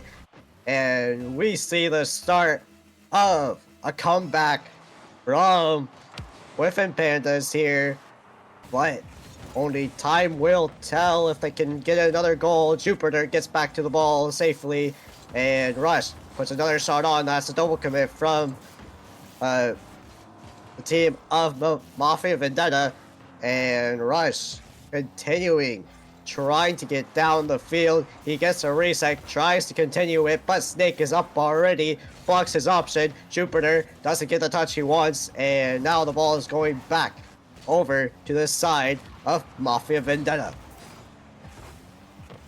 Yeah, Swag almost able to score that there, but he gets cut off. He will get a demo, though, going the other way. He and Rush really feel like they're kind of more into this now. First minute and a half, it seemed like they couldn't get off defense. They definitely are still getting dominated, but they are able to get some beats now where they're getting the ball behind the defense, where they're able to get some quality looks on offense.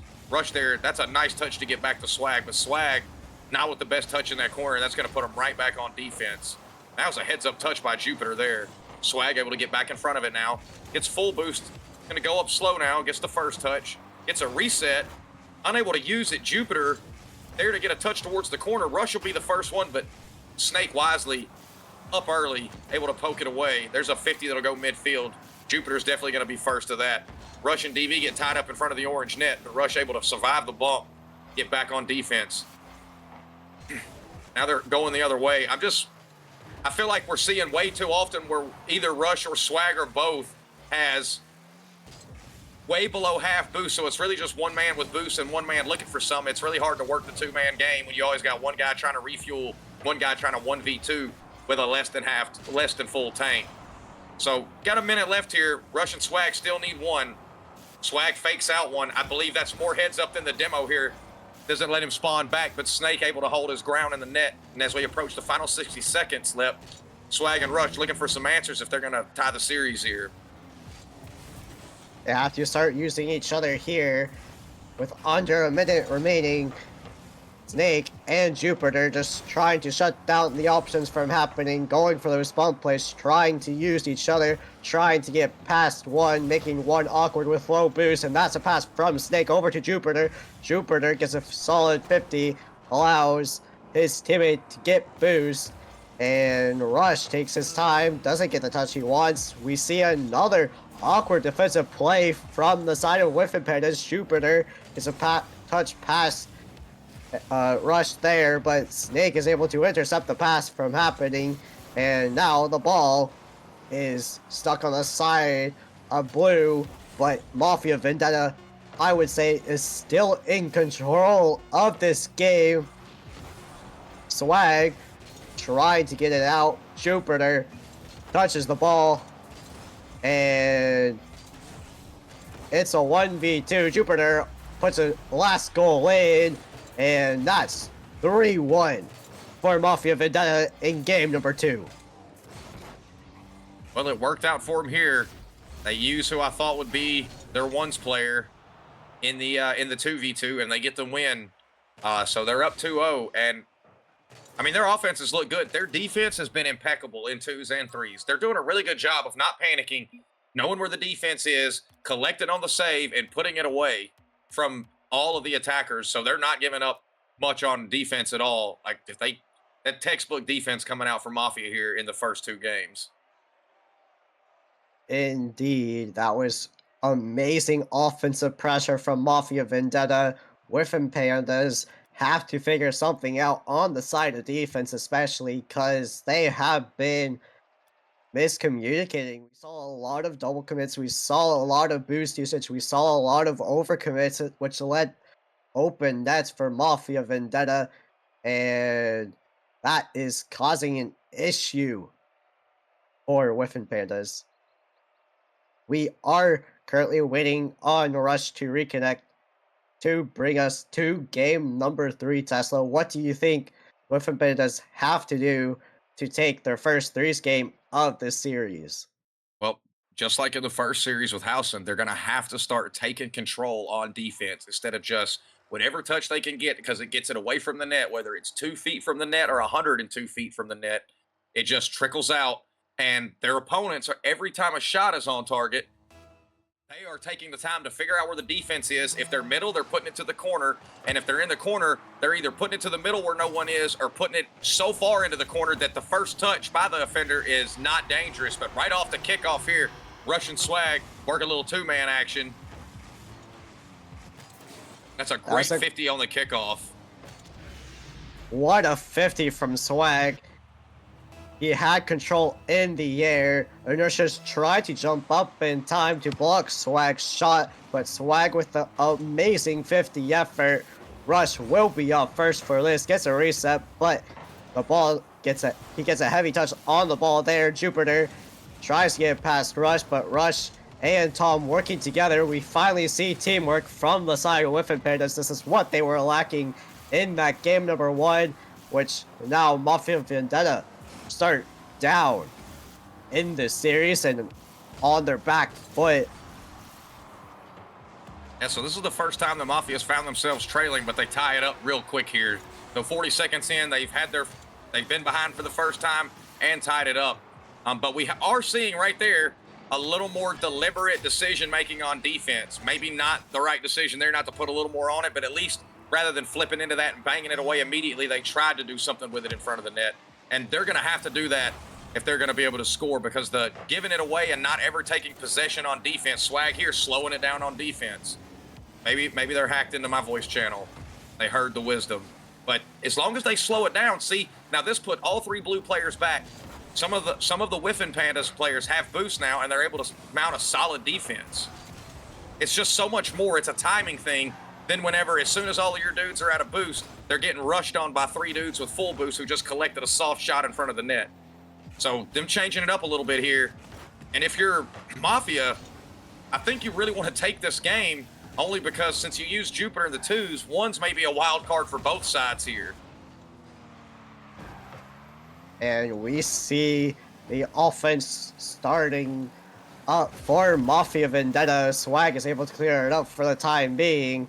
And Jupiter takes control of the ball past one. Last man back is Tangible Tom, and Tom is able to clear that one out for the time being. Snake goes up for the double, doesn't get the touch. Inertia, first man on the ball, gets blocked out by Rush, and we see a shot on target from Jupiter. That's sadly off the crossbar, and that ball gets down the field. Inertia gets a 50 with Rush, and Swag tries to get a challenge off of Snake. Jupiter takes control, doesn't get the reset. Tom able to clear it out, and Snake back on the ball. Rush grabs the ball, gets it over to Tom. Tom over to Swag. Swag has a shot off target, and this is what we were missing out in game number one. They finally got their offensive opportunities. Jupiter with an air dribble bump. He scores the second goal for Mafia Vendetta, and now they take the lead in game number 3. Yeah, Jupiter on this showing his air dribble control prowess, able to get the ball with about half boost, get it halfway down the field, go right at the defender, pull off the bump and lay it in. That is a solid play coming out from Jupiter. And once again, they find themselves in the lead halfway through game 3 here, looking to go on match point for the rest of the series. Indeed, this is what Mafia Vendetta are looking for. And we see the start finally out of the side of WyffinPandas, but they still have to win a game in this series to even stand a chance. But so far, this has looked like it returned into Mafia Vendetta's favor, but WyffinPandas are starting to look stronger, starting to look like they're getting more chemistry with each other, which could be dangerous for the side of Mafia Vendetta, as Mafia Vendetta keeps on the offensive pressure. Rush clears it out. Snake doesn't get contact there. Swag with a shot off target. Jupiter takes control of the ball in the corner, makes them challenge him, and he's starting to kill the clock, which is very dangerous in threes Tesla.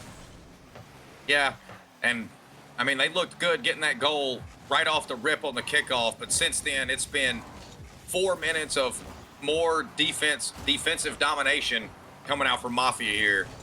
Definitely going to be saving these VODs so I can go back and look at them just for the defensive side of this, because they've put on a clinic. I've not seen many teams nearly keep up a wall like this in front of Rush or Swag. So really surprised they haven't been able to find more success. And as I say that, Swag finds his second of the game. And that was a great pass off the backboard, making the defender from Mafia Vendetta commit to the ball, thinking Rush was going to put a shot on, and Swag was able to clean it up, put a shot in the open net, and now this game is tied up, and that's exactly what you were looking for the side of WyffinPandas. Jupiter beats out the offense from WyffinPandas, and now we see the side of Mafia Vendetta starting to get their offense back together. They'll boost them out from the side of WyffinPandas are starting to decrease, but as I say that, Swag is able to clear it out for the time being. Snake gets a solid 50, and now this ball has been starting to go back and forth late in this game. 20 seconds remaining. Who will score the third goal, or will we see this go into overtime?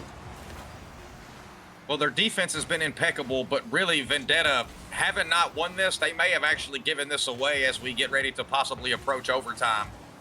There was twice where they had an open net and they couldn't manage to get a shot on target. Once I think they hit the post, the crossbar in the post. All 3 players got a crack at it, or at least they got 3 shots on it. Oh, Jupiter almost ends it right there. They coming out, Mafia coming out trying to take this 3-0 lead here. They seem to have picked it up a pace here in overtime, or maybe they just got the brief 5-second mental reset, then off kickoff, they're just ready to go full bore at their opponent. Rush now, not a lot of boost, trying to just make sure he can get a touch. Tom's still down there, but he's on the opposite side of the field. Not really sure what he's expecting to do from that corner. He will get back middle of the field, but his dive across will be unsuccessful. Snake now, not the touch he was looking for, I don't think. Rush now needs to slow this down. He's got a little bit of boost. Needs to leave it for Tom. He does.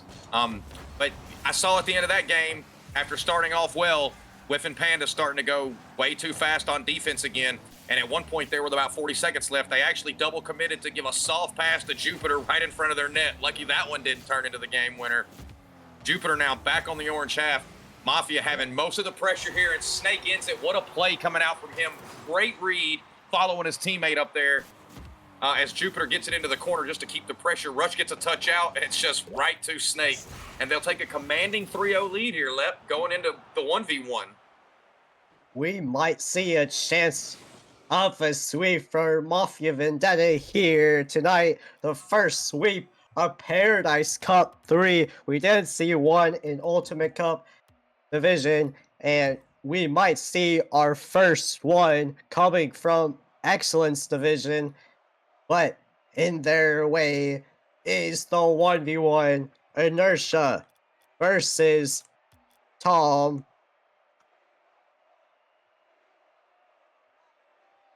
So with Inertia's tracker page is not currently working. Tom is a Champ 2 ones player. So solid ones player. We'll see what he's up against going into Inertia here as we get ready for game 4. WyffinPandas on their last life in the tournament now. Got to see Champions Field to move on to tomorrow. This one's game could go either way. Now I saw a little bit of WyffinPandas in their ones game in their group for Excellence Cup. Tom was a great ones player. He was the ones player to stand out in his group. But will he be able to take on Inertia in this ones game? Inertia has been a strong ones player in the past, but now will he take the sweep for Mafia Vendetta, or will Tom bring us back to game number 5? Only time will tell here as the first kickoff commences. Well, in the last series, Lep, we really saw the ones player for Housen, drawing a blank here. But he just, you could see that the fact that they were already down was affecting his mental, and he was making a lot of brash challenges that were getting hit over him. So here he's immediately in the lead is Tom, just hoping that his mental is not already chalked since he finds his team down 3-0, staring at match point for the rest of the series. Nice little squishy save there from him. He didn't have a lot of boost, and he passes it right into his opponent, who will grab boost and try again. Tom kind of close. This could be trouble. Oh, he's able to get to that. That's a heads-up save by him. Inertia seeing him get close, tries to punish, but Inertia now on his 3rd go already here. Tom finally gets a play where he should be able to get control of the ball. Elects to go for the open net, but that touch is wide. He's going to have to hit those if he expects to win this, Lep. Indeed, he will be, but Inertia doesn't get the touch he wants there. Tom with the touch out right into Inertia. Inertia doesn't get the half flip he wants, and Tom wins another 50 once again. Tom with the shot on, but Inertia is able to get back in time. He takes control of the ball. Tom has to challenge, or else Inertia will try to score, and Tom with another great defensive effort, and Inertia will beat out Tom to the ball here. He will tie up the game, and this has been an offensive strike from Inertia. He finally gets his first goal in this game. Tom has been the excellent defense so far, but that will not stop Inertia this time. Yeah, Tom, he's playing fundamental ones. He's not really trying to do anything extra. He's trying to grab boost, stay close for challenges, rotate off if he can't get the shot. Like, he get caught out there, but he's still tied. It's just, he's not trying to show out. Like, he understands this is not a freestyle competition, and he gets a little caught out there, but he's doing a really good job of just playing the fundamentals, which will keep this close. But if he loses this by 1 or 2 goals, those 2 open nets that he missed before Inertia got his first one are going to come back to haunt him as they head home for the season. It might already be haunting him as he overcommits there, and that makes Inertia in the lead in this game. While Inertia is on match point for Mafia Vendetta, but Tom has an open opportunity here. He's up, he scores, and this game is tied once again, but this time from an overcommit from Inertia, and Tom just able to clean it up, put it in the back of the open net, and now we see what can happen in the next few minutes. Yeah, I'm not sure what Inertia was thinking on that challenge. He didn't have nearly enough boost. It was not in nearly a good enough position to even humor jumping at that ball. And he does. Not sure what Tom was doing there. And he does. He jumps at it, gets no piece of it. Tom's able to follow and chip it in. Then Tom does some of his own, the same shenanigans right here. And Inertia just takes it from him and punishes and finds himself up one with 3 minutes left. If you're Tom, like you started off the first minute 15, you played perfect fundamentals, and then in the last 45 seconds, you've given up 2 goals that weren't even from poor defense. They were just from overcommitting on offense to begin with. And really wonder what made him follow that ball all the way to the ground and catch it turtle with the defender bearing right down on him when he had like no momentum with it. Not really sure why he didn't just immediately bail out, try to boost to the ground, and get back on defense. But here he slows it down. We're halfway through the game now, Lep, and it looks like Tom's going to try to go single pop, try to air dribble this down, loses it, Inertia takes it. And he ties it up going into this. Great catch from Tom. That was a great 50, and Inertia with no boost wasn't able to get back in time. He caught the ball there off the bounce off the sidewall, and he scores the wide open net to tie up the game. And we see this game go back and forth from mistake to mistake. We've only seen mistakes happen so far this game, and Inertia finally gets a controlled touch. That wasn't bad defense from the side of Tom. That was a great dribble play, and that's a great shot from Inertia right behind Tom, and he takes the lead. He gets the perfect touch with the front of his car when he goes to scoop this in the penalty box. And so rather than it continuing to lift to the left as he takes the shot, he's able to stop all of its sideways momentum, send it straight at the net. Tom coming from the right, across to the left, not able to correct his momentum as much and misses there. And now Inertia just catches him on an overcommit again, gets it around him easily, and then taps that in as it falls off the backboard. 2 minutes left, and Tom finds himself down 2, needing to win this for a chance to move to extend the series. Otherwise, they'll be going home, and Mafia also will be playing tomorrow. That was a great boost steal in the corner from Inertia, allowing that play to even happen. And now Inertia has the momentum. Tom has to cut down any opportunity from Inertia, and he doesn't get the backwards flip that he wanted. And Inertia has control of the ball again, gets around Tom, wasting more time off the clock, grabs the corner boost. That ball's up in the air. Tom has to jump up for it, and that leaves Inertia to waste more time off the clock. Tom with an early challenge doesn't get the 50, and now Inertia with another open net. He takes the lead up to 3 goals. Yeah, well, Inertia scores this, forcing the ball through a no-boost challenge, but really the censure on this goal was the failed half flip in the corner that allowed Inertia to rush past him, steal his boost, and get the ball. Unfortunate turn of events there for Tom.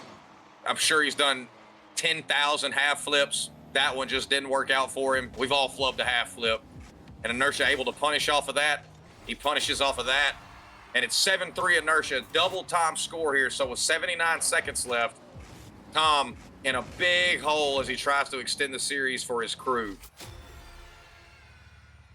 And Tom doesn't get the pop he wanted. He wanted an air dribble out of his half, and that was the weakest touch of his life, I'm pretty sure. And Inertia just saw it happening. He wins the 50 twice in a row. He has an open shot, but he's not able to score. And Tom overcommits in the corner again. Inertia is starting to make Tom panic. This is not what you want to see from Tom, but Tom has the boost advantage there. He's able to win one last 50, has an open net, and he scores to take the deficit back down to 3 goals.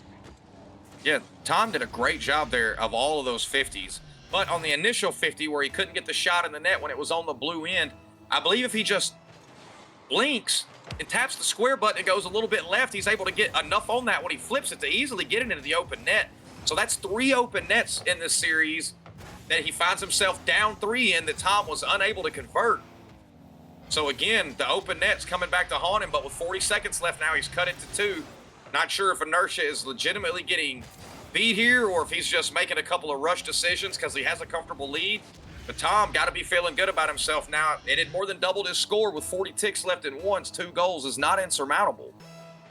Inertia got overconfident off the sidewalk, going for a double touch, doesn't get contact, and that's why that was a wide open net for Tom. Inertia back up into the air, and that's a good 50 from Tom once again. Tom was able to grab that boost, but Inertia stays on the ball. He puts a shot on with a flick, but Tom's able to get back in time and save that one. Inertia now has boost and ball. He has a reset, tries to get over Tom, but Tom with good save, and Inertia steals the boost once again. This has been a boost stealing game from Inertia. Inertia wasting more time off the clock. This is exactly what you want to see. 4 seconds left on the clock, 2 goal deficit, and this has been a sweep. For the first time in Paradise Cup 3, Mafia Vendetta, 4 O's, WyffinPandas.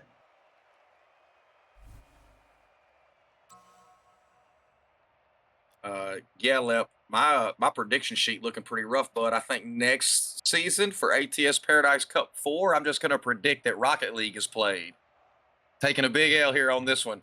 Great job by Mafia. Defense astounding in this one. The blue buff is real tonight here at the Paradise Cup. We've seen great defense and some brilliant mechanical shots from both teams occupying the blue half here. And so that'll lead it to a sweep. And we have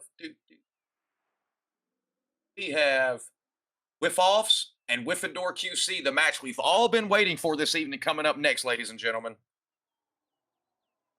Now we will go to a break, and when we come back, we will be seeing, as you said it, Tesla, Wyffoffs versus Wyffindor QC.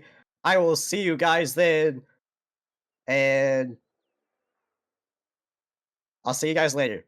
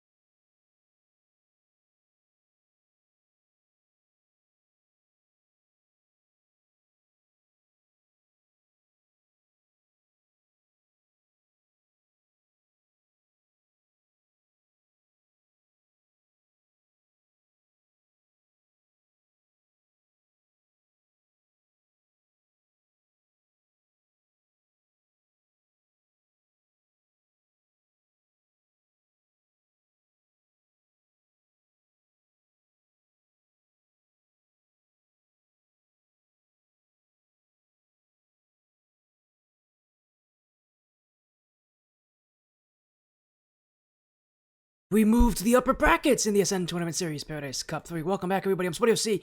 Joining me here is Lepid and WaTesla. We just saw our first sweep in the Paradise Cup final bracket for Paradise Cup 3. We didn't see one any last weekend, but this weekend, of course, we do. And a pretty big statement as well. Mafia Vendetta taking down the WyffinPandas. So already 1 of 3 Wyffindor teams are gone.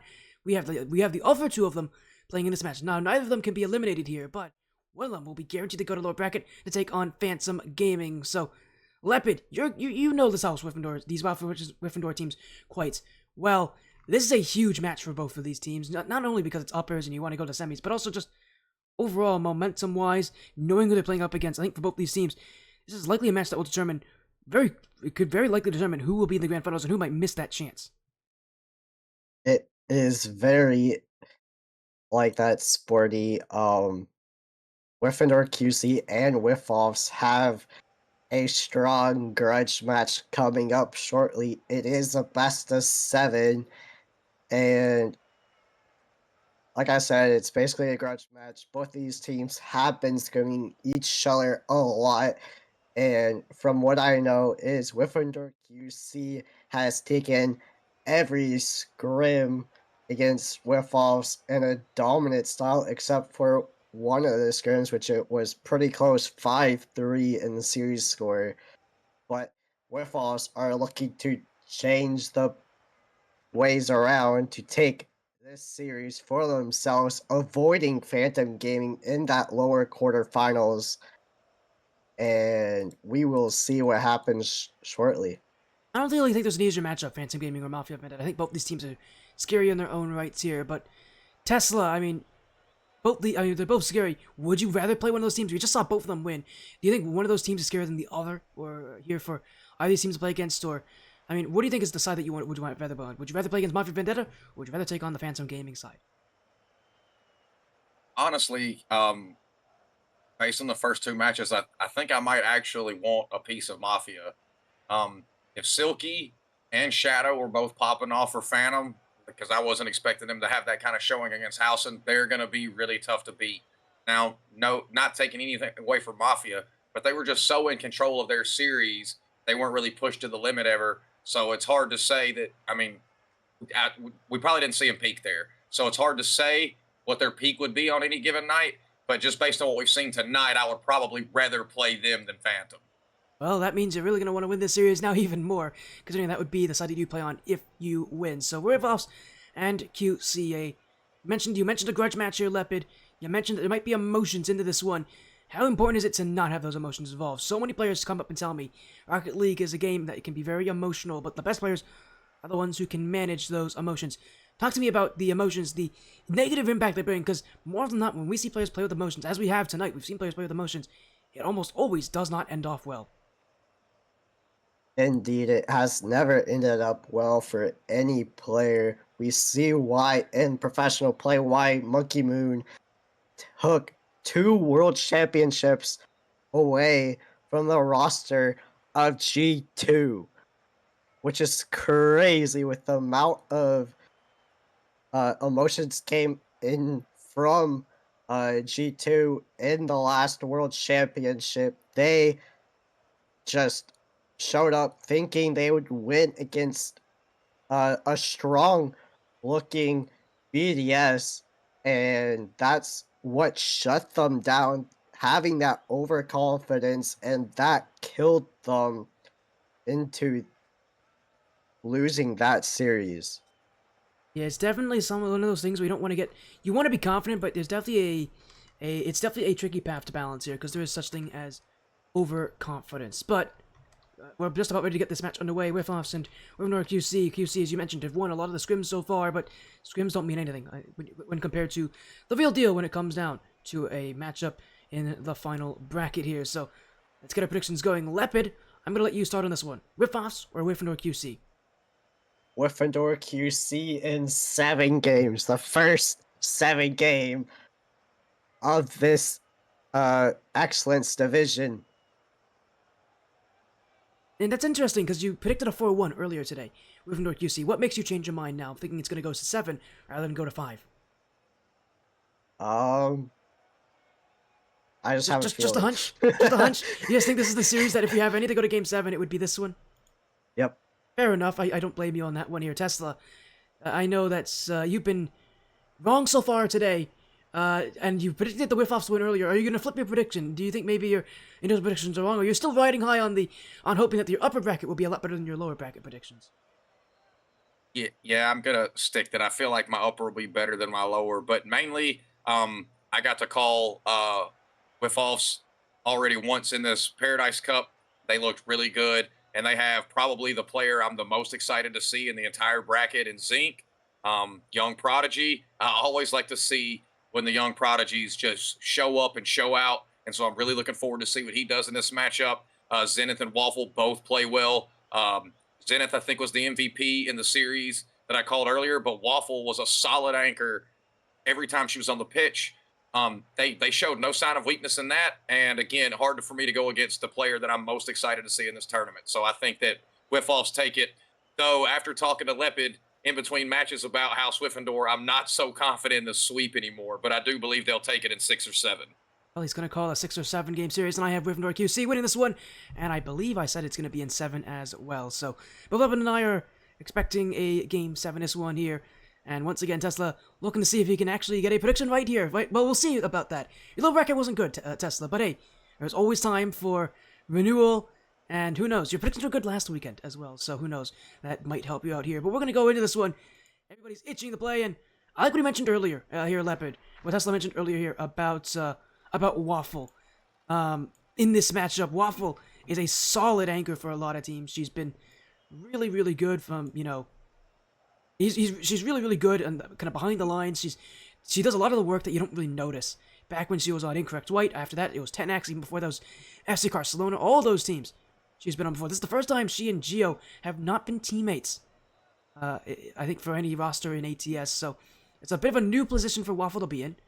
And this is the first kind of team she's really taken seriously where she is not a teammate with Gio. So Gio's an interesting player. He was a really good mechanical player. Now she gets a different player like Zinc who can lead up front. I don't think her role's going to change all that much coming this one. I think she's still going to play quite defensively, still going to play quite a facilitator type role.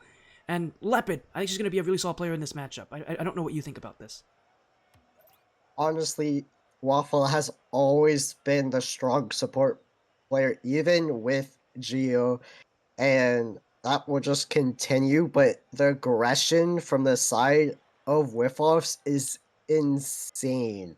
I played them in scrims myself, and I've seen teams play against scrims against them. I've seen them play matches, and they are an insanely aggressive playstyle, which will make Wyffindor QC struggle.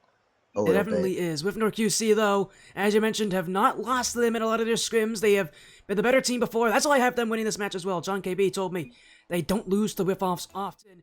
Wyffoffs better hope that this is their time to turn things around here, as we'll get into our best of 7.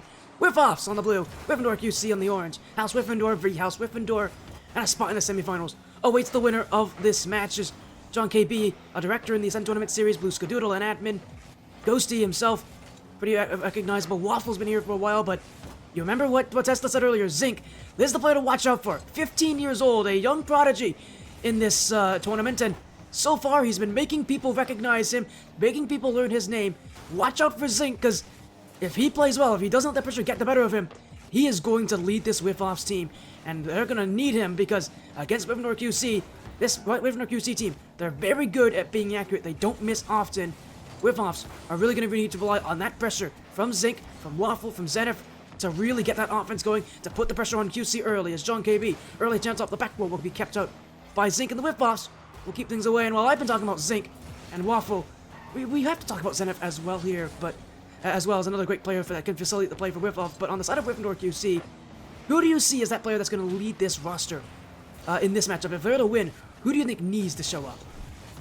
I think it's really between John, KB, and Blue Skadoodle. John really struggles in 3 sometimes, but Blue Skadoodle, if he shows up, he can up the mental on the side of John, which John has struggled with mental in the past, which that could prove to be really helpful for John to get his confidence up, get his mental up, and could propel Wyffindor QC to win this game.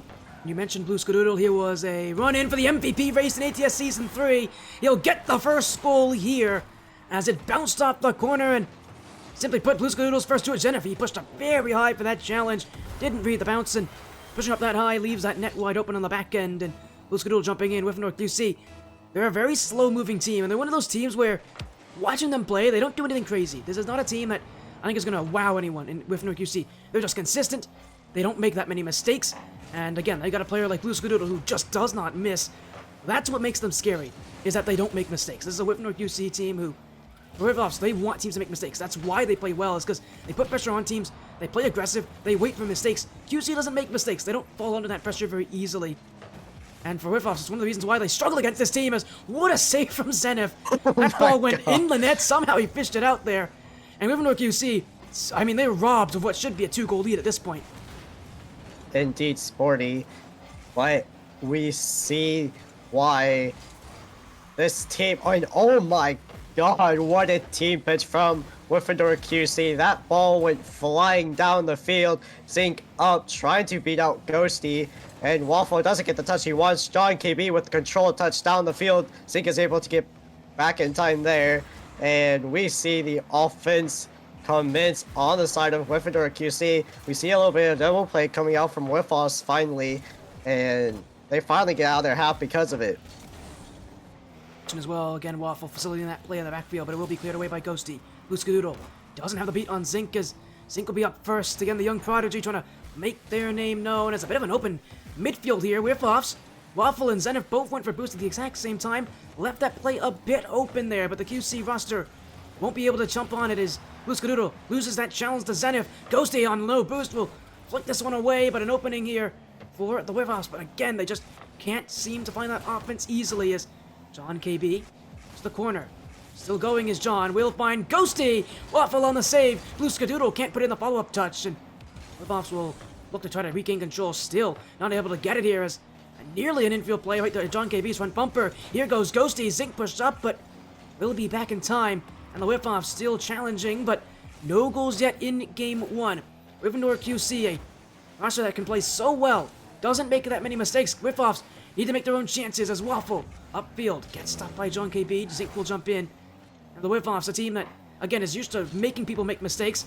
The fact that they have to play well, that they really can't rely on mistakes to win this game for them, is going to be very tough. Wyffindor QC just play perfectly their style because, again, this is a team that doesn't make mistakes, that doesn't try to do too much. And for the Wyffoffs, too, as you can tell, don't really have the best way of making their own offensive chances from scratch. It's gonna mean that if they're gonna score, it's gonna be slow, it's gonna be arduous, and it's really not gonna favor them. Indeed, that's a great clear out from Ghosty, making the whole Wyffoffs roster rush back. Blue is able to get it past two. Zinc will have to get touched here, gets it past John.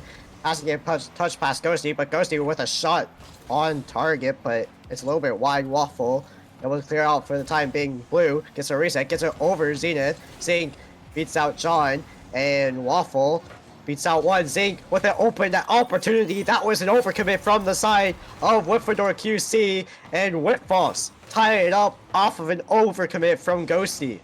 Ghosty tried to hedge his bets there. He went for boost and then went for the ball, and I mean, you just need to know how much time is on that clock there if you're Ghosty. You don't want to take chances, not this late in a game. It's a decision I'm sure he will rightfully regret as this time ticks down as Wyffindor QC will look for one last chance. Zinc will keep it up though. Wyffoffs on offense. It's Ghosty back of the way, but it will hit the ground. It's overtime in Game 1, and you really feel like if you're the Wyffoffs here, you need to win this game. You're the underdogs in this matchup. You've had a track record of not doing well against this exact team. You really need to start early, put the pressure on them early, because you mentioned one of the things that does weaken Wyffindor QC is mental. That mental game can be an issue for them. It all starts with one game. You need to weaken them here. And we see the offense start to speed up for Wyffoffs. This has killed Wyffindor QC in the past, and we see the boost advantage start to go in the side of Wyffindor QC. That's a double commit. John has a shot opportunity. Zinc's able to clear it out, and Waffle will be first man back on the ball. Tries to get over Blue, Blue gets a touch over to the corner. Ghosty back on the ball, tries to beat out Zink, gets a solid 50, and John will try to race out Zenith. Zenith doesn't get contact. Waffle back on the ball, takes it into the air. Blue with no boost in the tank, but Ghosty's able to block it out, and we see the ball continue to be on the side of Wyffindor QC. Waffle shoots, and Ghosty was able to save it there. That was a great play from Zenith out, beating out John. Waffle, no one was on the ball with him, and he was able to shoot that ball in the back of the net there, taking the first game. Wyffoffs from Wyffindor with game 1, and we said they need to get these wins early, and they did it. And you mentioned Waffle, she's got that last goal, she got the shot they needed, and she's definitely known for her aggression, that's for sure. And we mentioned it, and you mentioned it earlier, this Wyffoff team, they play aggressive. They want to play aggressive, they want to play high up. They're doing that, and it worked in game 1. It was close though, as the call is for 1v1s here, so Wyffindor QC going to the 1v1 mode, and I think this is a mode that does favor them here. Wyffoffs, solid, but I don't know how good they are at once, and seeing Zink play didn't really look like a 1v1 player to me. I think this is the right call for Wyffindor QC. I honestly think their strongest ones player on the side of Wyffoffs is Zink. John has his struggles in ones. He's not a bad ones player at all. I don't think any player from the side of QC are bad ones players, but it could be very mental taxing for John if he's the one playing in the ones match. But Ghosty's also a solid ones player, which would also be a possibility for that ones player for Wyffindor QC. A lot of options here for Wyffindor QC. Really, I think the option is, what do you play for twos? And the question is obviously, who do you want in that 2v2 game mode? Because I think for Wyffoffs, that's what they're really looking at here, is who do they play in twos? It will be Zink playing in the 1v1 here against Ghosty in game 2. So again, I think this is a mode that does favor QC. I think it favors those players. I think they're better at ones, but I don't know how good Zink is. He looked the most like a 1v1 player, but I don't know how good Zink is. And so this will be eye-opening to, I think, me especially. How good is Zink? How good is this 15-year-old in 1v1s here? As we go to the 1v1 mode here, Wyffoffs do lead 1-0 in the series, but 1v1 mode, you said it's taxing, it's long, and it's going to be important for, especially for the QC roster. This is a game mode, and I'm sure they are likely to really want here as, oh, Zink went for boost. We'll have a tough time getting back and will not make the save. A bit of a mental error there early from Zink, and that is a gimme for Ghosty. He's not missing a hook shot from that distance, especially when Zink doesn't have the net covered. He didn't get the boost that he wanted to get, and Ghosty got a powerful touch off of his own corner, able to race back to the ball, has an open net because of Zink not reading that touch. And here's another opportunity for Ghosty. Ghosty pops it off the backboard. Zink goes for the cycle, doesn't get contact there. Ghosty brings the ball up into the air, thinking Zink has low boost, and Zink tries to jump up, blocking Ghosty's air dribble, but Ghosty's able to bring it around Zink early on and taking this 2-0 lead. Zink's got a bit, has had some slower reactions this game than he had in the last one here. In 1v1, if you can react faster, it is such a huge advantage for you here, but so far for Zink in a couple plays, he just has not reacted fast, and you said it, Ghosty thought Zink had low boost there, but Zink actually had enough boost to save that play. It's just that Zink didn't jump early enough, and Ghosty, I mean, it doesn't really matter. It goes in. It's a 2-goal lead now as Zink, their best to keep this play close as they'll win that challenge. Ghosty flicks this one away. Will still be a chance, and 3 goals now for Ghosty, and Zink, who's been put into this mode, proving he may not be the strongest 1v1 player here. And Ghosty, he is a good 1v1 player, one of the better ones on Wyffindor QC, and you gotta feel bad for the Wyffoffs here. If there's one mode that I don't think they have any chance in, it is ones, because you mentioned it earlier, Lepid. All 3 of the players on Wyffindor QC can play ones, and you really feel like for Wyffoffs, they're not really made for the 1v1 mode, and I mean, this is a mode that for the Wyffoffs, for Wyffindor QC, they really gotta make sure they hold on to strong, because a likely in a chance that they would have to choose the mode for Game 6, you know that they got that 1v1 mode in the back pocket. They could have it in the back pocket, as we are seeing right now, but do not put complete confidence in Zink. Zink still has plenty of time to come back here, and that was just not the start he was looking for, but he still has a chance of coming back here. But Ghosty is looking strong so far in this ones game, and we will see if that pays good for him. Ghosty has full control of the ball. Zink has to wait for an opportunity to challenge, and Ghosty drops the ball when Zink goes for the challenge, getting the ball past him just like that. He's up by 5.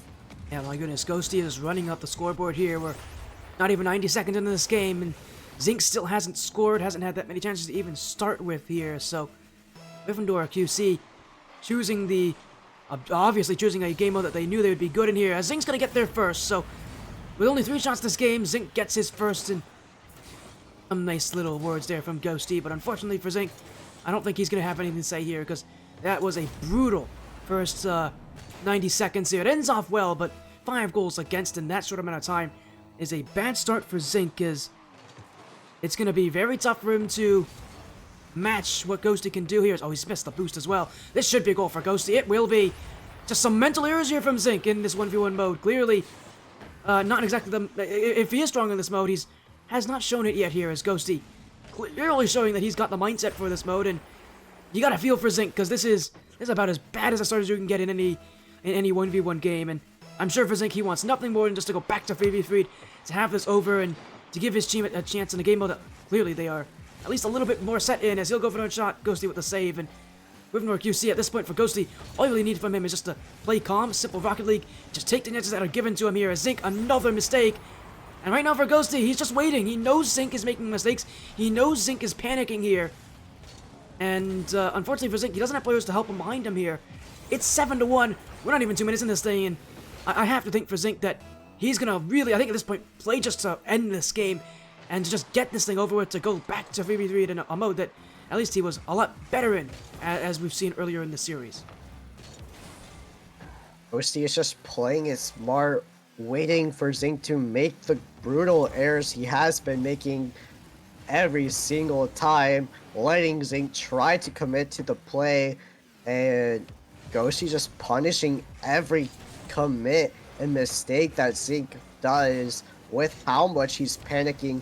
He knows Zink is going to panic. He's under a lot of pressure to win this series, to be that MVP player for the side of Wyffoffs, and that is putting a lot of pressure on the young prodigy in Zink, which Ghosty will be playing relaxed for the rest of this game, just waiting, like I said, for Zink to make any mistakes. He goes off the wall here, goes for the reset, doesn't get it, and Zink will get the second goal for himself. And for the Wyffoffs here, if there's any hope for a comeback, it's going to need to be quick, and it's going to need to be drastic here, but again, I think for Zink, he'll be happy just to take a couple goals here off of Ghosty, as we'll go into the final 2 minutes shortly, and Wyffindor QC. At this point for Ghosty, all you really need to do is just hold the lead. He's in a good position. He has a multi-goal stand here against Zink. He just needs to make sure that this lead stands as is. As an air dribble play for Zink will go back to the floor. Ghosty reads that correctly.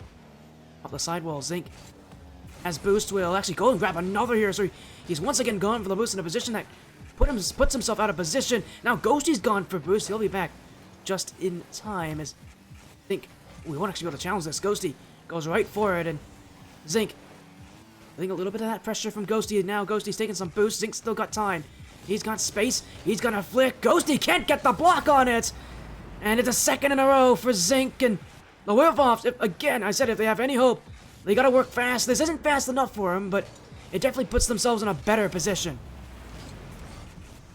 That was a good flick from Zink to get that goal. Ghosty wasn't ready for the flick exactly. We saw him jump a little bit way too early on. He could have waited a little bit longer, allowing that shot to get a little bit more distance away from Zink, and this has turned the momentum back over to Zink. Ghosty has to make sure he doesn't make any more mistakes, or Zink could gain even more momentum, gain even more confidence, and start playing like he was in the 3v3 game mode, which could prove dividend for himself. Really could be a good momentum booster. I mean, Zink was a pretty scary player in that first game, although it was really Waffle who stood tall in that first game, but you don't want to have Zink and Waffle both lead that offense. That really is going to make things tougher for you, as Zink will race back and keep that ball away. Ghosty, though, on full boost will force Zink to give up his position here, and Zink's just waiting. He'll go for the flick, He'll take that boost. He'll get a little bit more time on offense here. As around the corner is Zink, and that's a quick move. We'll almost sneak that one by Ghosty, but back in time is the Wyffindor QC 1v1 players. 30 seconds to go.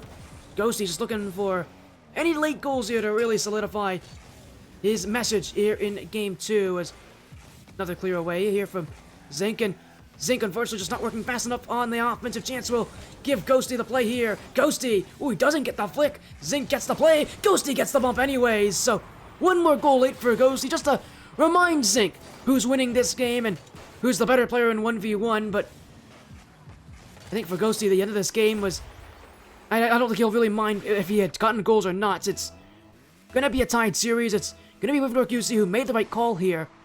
But in going into game 3, I really think for Zink, it just depends how he plays in that third game. Does he let this 1v1 get the better of him? Does he fall a little bit under that pressure? Or does he kind of wipe it off? Does he not really mind too much? And do the Wyffoffs come back to their senses? Indeed, that was a great showing from Ghosty taking down Zink. That could be a mental changer for the youngling in Zink, but we will be going back to 3v3, which could go back in the favor of Wyffoffs, or QC could take the series lead here in game number 3. Really depends on how that game continues to move, but I think for a lot of these players, it's gonna be close. It's gonna be competitive. I don't think it's gonna be ever one of those things where you can really easily say one of these teams is better than the other in threes because it's so close. It's so competitive.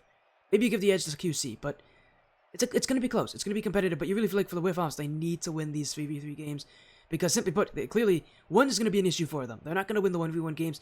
2s is gonna be pretty competitive. We'll see if they can do well in 2s in game 4, but regardless, the 1v1 game's not going to go their way. It's not. They can't win the 1v1 games. They really got to worry a lot about the 3s. I think for the 3v3 games, there's more pressure on the Wyffoffs. I should rephrase. There's more pressure on the Wyffoffs for 3v3 than there is on Wyffindor QC, because Wyffindor QC have the 1v1 mode in their back pocket. They can use it if they need to. Indeed.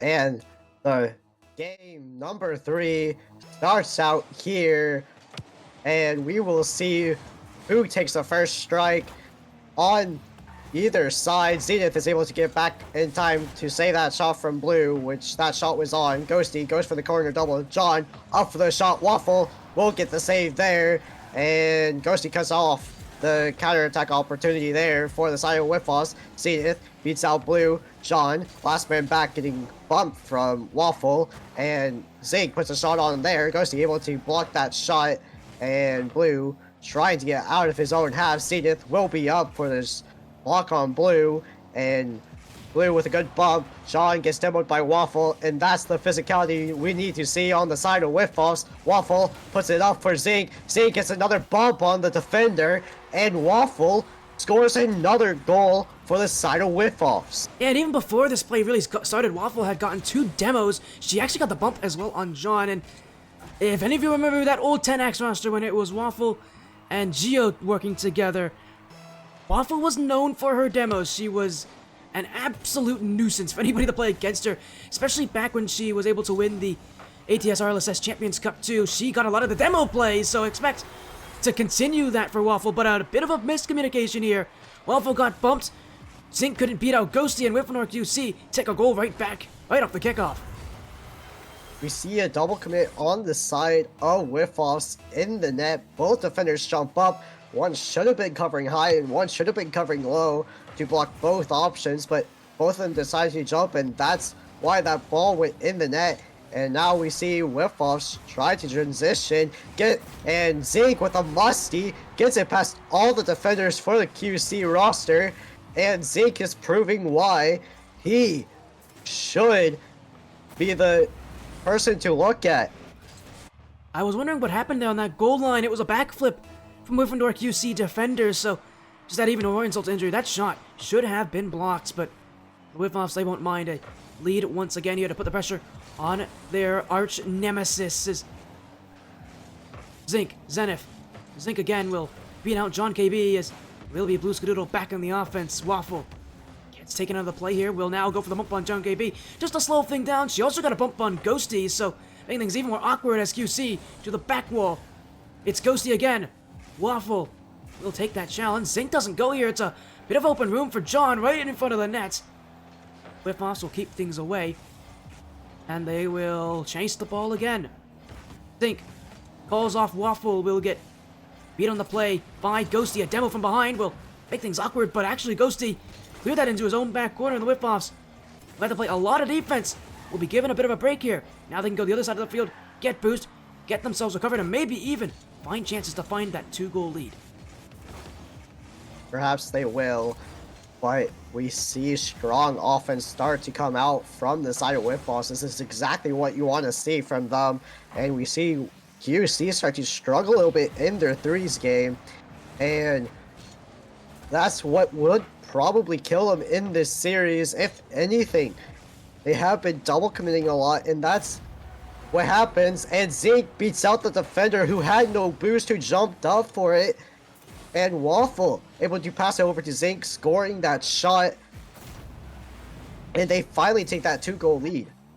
A big 2-goal lead for the Wyffoffs as well. The 1v1 mode, clearly it wasn't the mode that they were looking forward to, but I'm sure they'll be more than happy to take over in the threes. This is the mode that these teams know best. This is the mode that the Wyffoffs know they need to take Wyffindor QC out on, and really proving that scrims themselves don't always translate to your ability to play on the main stage here as Skadoodle off the sidewall. John KB keeps the play going. It's a bit awkward in front, but Zenith keeps it away.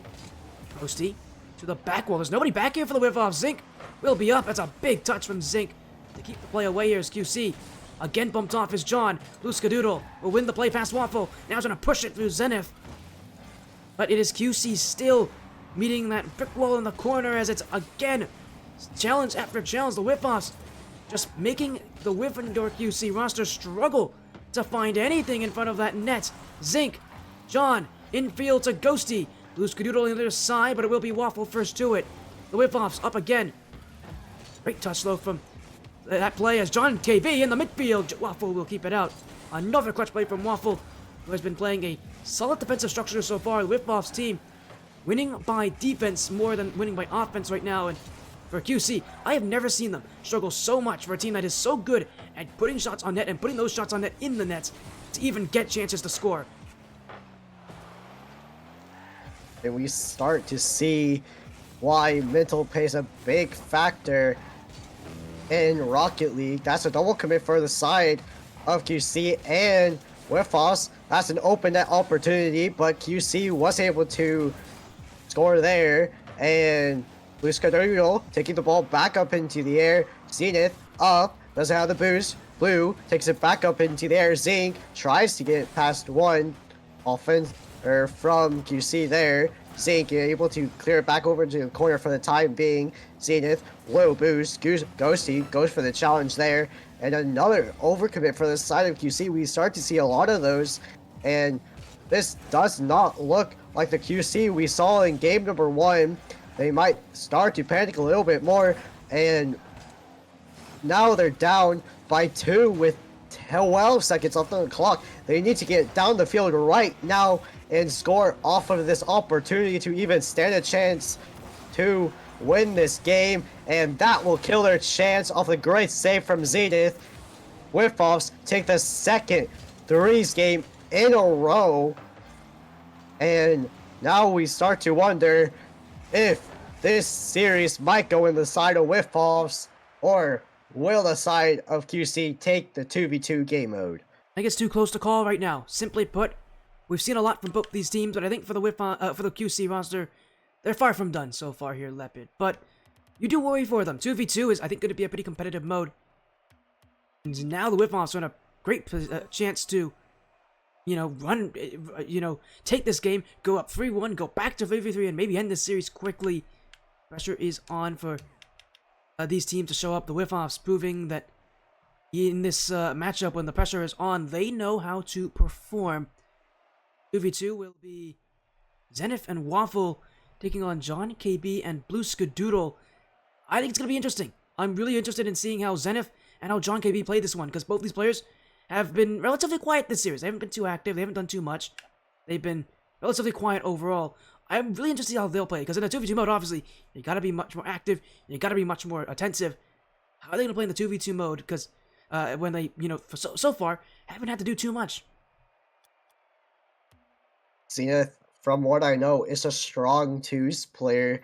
This might prove them to take a 2-match point, but do not underestimate this side of Wyffindor QC. They have the chemistry. Will they take this game, or will they lose another game? And we will find out here right now. And we start off with a kickoff win from the Wyffoffs. Zenith trying to get over to Waffle with an early pre-jump, but John there, on goal. Some unfortunate timing there for John KB, and you mentioned how good Zenith is as a 2v2 player. That is an attempted pass to Waffle. Missed his market, but he hit another one. And John, an unfortunate start for QC, and for a team that, again, I think really needs to win this game. You are putting yourself under a lot of stress when you're down by 1 goal early here, and you mentioned how good of a 2v2 player Zenith is.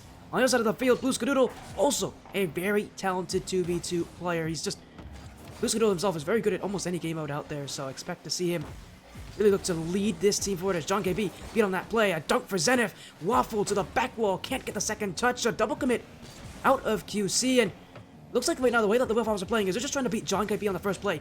Put Blue Skadoodle on 2-on-1 chances. Make him have to move onto 2-on-1 chances. Make him play defensive. Because if they can play 2-on-1 against Blue Skadoodle, that's a huge advantage. And that's a matchup that they should win. Indeed, and we see Blue Skadoodle jump up early, not expecting John to get back in time there. But we see a lot of miscommunication on the side of Wyffindor QC, which we do not see very often. But they are doing that again. And Wyffoffs take the lead up to 2. Just like that, because of a miscommunication option there. And we see the Wyffoffs just start to be more confident in their game plan against Wyffindor QC. Wyffoffs team is right now playing the way they want to here as Waffle to the side wall. On KB will clear this one away. Blue Skadoodle will beat the play. That shot's gone wide. Maybe a second touch. Unable to get it here. And John KB will eventually take this one to his own back corner. And in fact, actually, it's a bit awkward here. Waffle almost stole that one away. Everybody from QC was asleep there on the goal line. That could have been a third goal. The Wyffoffs had the shot been angled correctly. Blue Skadoodle and John KB better be thankful that this game isn't any worse than it is right now. And that they are. And we see a great offensive pressure from the side of Wyffoffs, but Wyffindor QC still have that chance to come back with most of the clock left. But we see Waffle take the ball up into there. She gets a reset, goes for the double touch, but leaves the ball. And Blue's able to clear it out for the time being. Waffle gets a demo on John. Zenith puts it in the middle for Waffle, and she scores the goal to take it up to 3. Another big goal here, and for Blue Skadoodle, he didn't even realize initially that John KB was demoed out in that play. Got beat, didn't have boost, and you can tell for the Wyffoffs, it's just a duo that is on point right now. They're on sync. They're in this. They are reading each other. They're on the same page. Compare that to the QC roster. Again, look like they are kind of both trying to do their own thing, and you're seeing a duo versus a team of 2 very good players, and that more often not than not, that teamwork, that duo, that chemistry really does make quite the difference. Here's another demo on Blue Skadoodle now from Waffle. Zenith bumped out, but will not be stopped here. Zenith again, the 50-50, won by Blue Skadoodle. Waffle will race back. Wyffindor QC just looking for their first game of the first goal of this game. Infield for John. He gets by Zenith on the front post.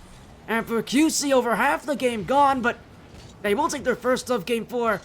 They just need any goal they can get, because if things get any uglier than this, you really feel like QC's chances are next to none. Indeed, Sporty. That was an awkward jump for Zenith in the back of the net, which allowed John to score the first goal of this game.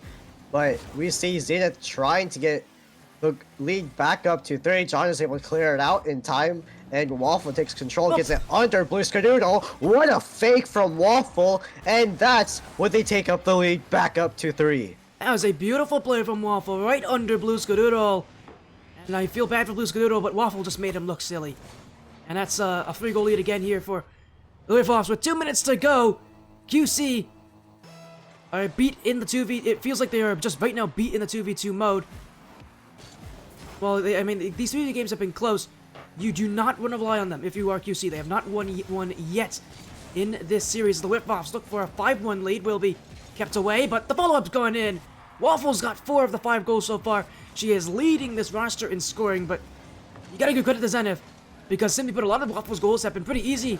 That's because Zenith has really done the heavy lifting in many of these plays. Indeed, and this is when you start to question the mental side for Wyffindor QC. They are down by 4 goals in this game alone and haven't won a single threes game, which is most of the series in a best of 7. And as I say that, Zenith passes it middle for Waffle, and Waffle puts it in the back of the net once again, scores the 5th goal in this game, and that will kill the side of Wyffindor QC way early on, and now they have to come back by 5 goals, and we haven't seen much offensive pressure on the side of Wyffindor QC, and Blue Skadoodle puts a shot wide, misses the open opportunity. That kills mental even more for the side of Wyffindor QC, and will make them panic a lot more. Waffle puts another shot in, and that's a Brazil. Wyffoffs up by 6. John and Blue Skadoodle was able to clear it out. John bounced off the back of the net, was able to get back into the ground because he had no boost, and Waffle was able to slot it in the back of the net. And I think at this point this game is over. The question really comes down to, can Wyffindor QC win a 3v3 game? Because they haven't done so. They haven't done it so far. And I mean, they were pretty confident coming into this final brackets, and I mean, for good reason. They have a very good track record in scrimmages against this, even this newer Wyffoffs roster. This isn't even the original Wyffoffs roster.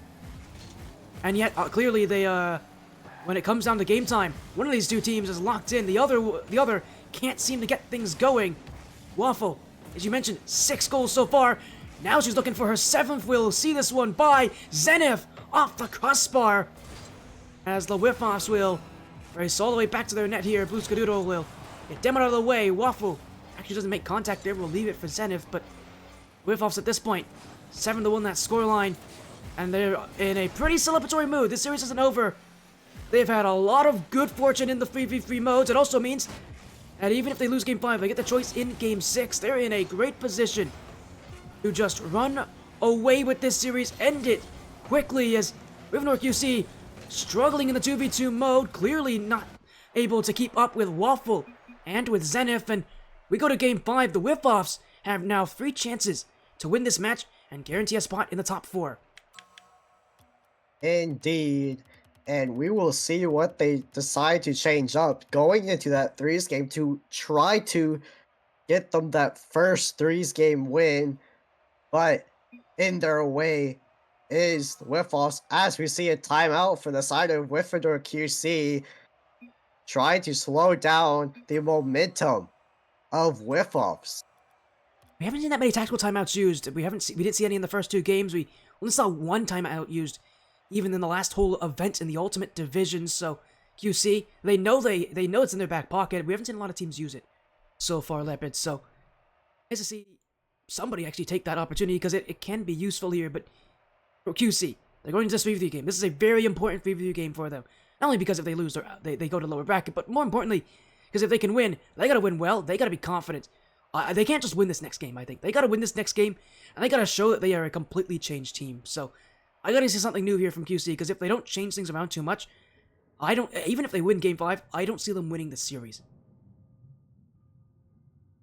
Indeed, which, if Wyffindor QC wants to win this series, they have to come off strong in this 3v3 game and end it strongly, maybe in a dominant play style. But what I need to see personally from Wyffindor QC is some calming things for each other, being as a team like they were in early in that game number 1 that hasn't shown up back since that game. They started being overcommitted. They started to panic a little bit more on defense, starting to have miscommunication on the side of defense, which started to allow Wyffoffs to play their play style. As you said as well, the QC roster definitely in a bit of a panic position here. They were confident coming into this match. They know how this Wyffoffs team likes to play, but clearly not had it easy here. So timeout's over. That extra minute that QC gets, it's gone. They don't have it anymore for the rest of the series. This is important for them. They got to win 3 straight, and Wyffoffs have proven so far they just don't lose in the 3v3 mode easily here. So a more than just important 3v3 game here in Game 5 for Wyffoffs. They could go advance to the semifinals right from this match for QC. They need to start that comeback, and Waffle looking to start things quick. Double tap. Zenith. Oh, Waffle saved it. Wyffoffs on a great start, but well, Waffle, I don't know how she got that touch. Falling right in front of the net there in QC. They'll go for offense now. That's up the crossbar. Chances galore early on in this game, but no goals. No goals indeed. And we see the offense for Wyffindor QC start to enact here. John off the ceiling. Blue goes for that. That could have been a goal for John, possibly, but that shot goes over, and Blue taking control over to the corner, tries to double it middle for his teammate, seeing awkward, but able to get a touch out. Waffle back on the ball, has control, gets a solid flick, Ghosty up, gets blocked out from Zenith. John has to get a touch there, and he does. Waffle back up. She goes, and she gets beat by Ghosty. Ghosty over to Blue. Blue puts a weak shot on, but Zenith is able to clear it out for the time being. Ghosty taking control over to the corner. Waffle over to Zeke. Zeke on, and Zeke takes the lead early in game number 5. That's a great play as well, and usually it's the other way around here, but why not? Waffle can do the passing as well. We saw her get a lot of goals last game from infield plays from Zenith, but she can do it too. She's such a good facilitator in this play, and you're going to see her so often get involved, get it just in any way possible, do the dirty work that needs to be done, and that's a great mark there as Wyffoffs with a lead in Game 5, and I think for Wyffindor QC, taking that time out, trying to reset the momentum. Clearly, it has not stopped the Wyffoffs from playing the way they want to. And Ghosty with a great shot there, tying up the game. This is what you want to see. John goes off the ceiling, makes Zeke commit, thinking that ball is on, and Ghosty up early for that ball in the air, beats out the defender for the side of Wyffoffs, tying the game up. And now we see why the side of Wyffindor QC took the timeout there. Zenith over to Zeke. Zeke has an open net opportunity. That shot's wide. John beats out Zenith. Zenith lets Waffle take it here. Goes the already up. Gets dunked out from Waffle. Waffle wins another 50. Scores herself. And that was a solo effort from Waffle.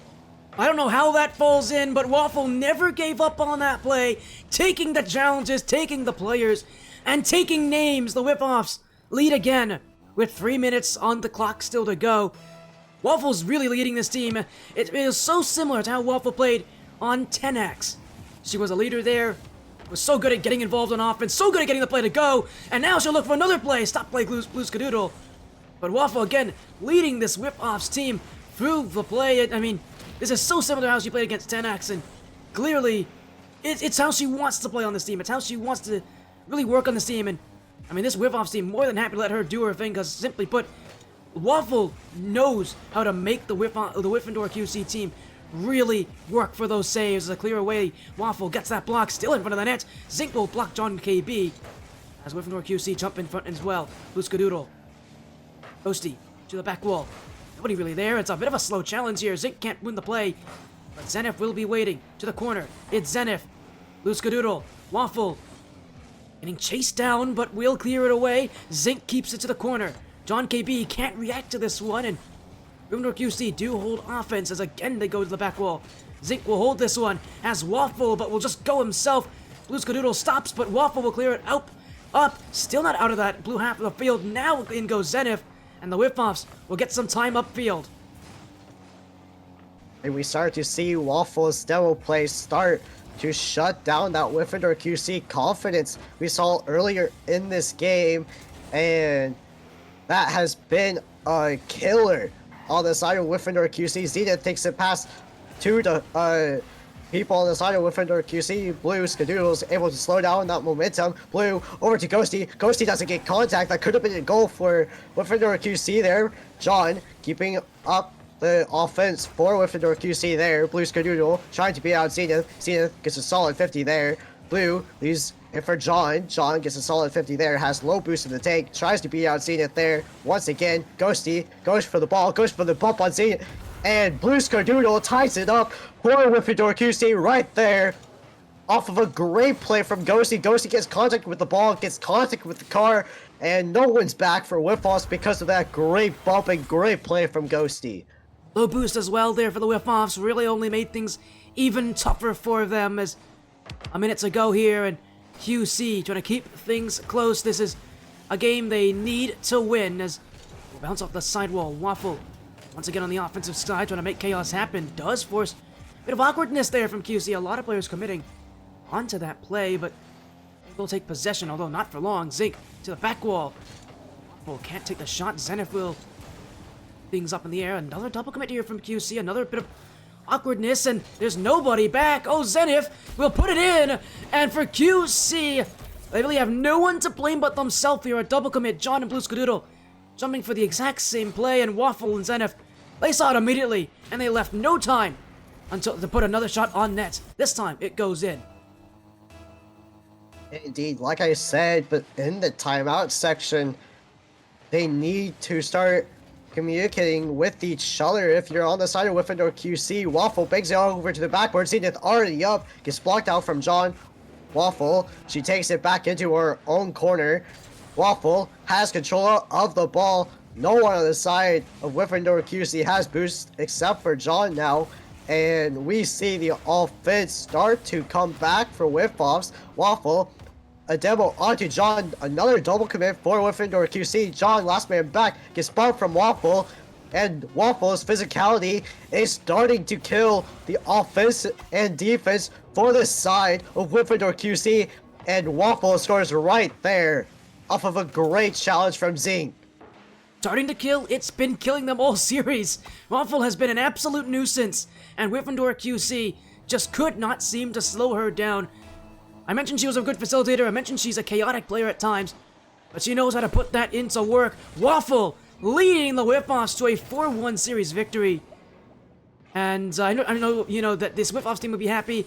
I know that Waffle will be happy. They finally get this win against QC when it matters most.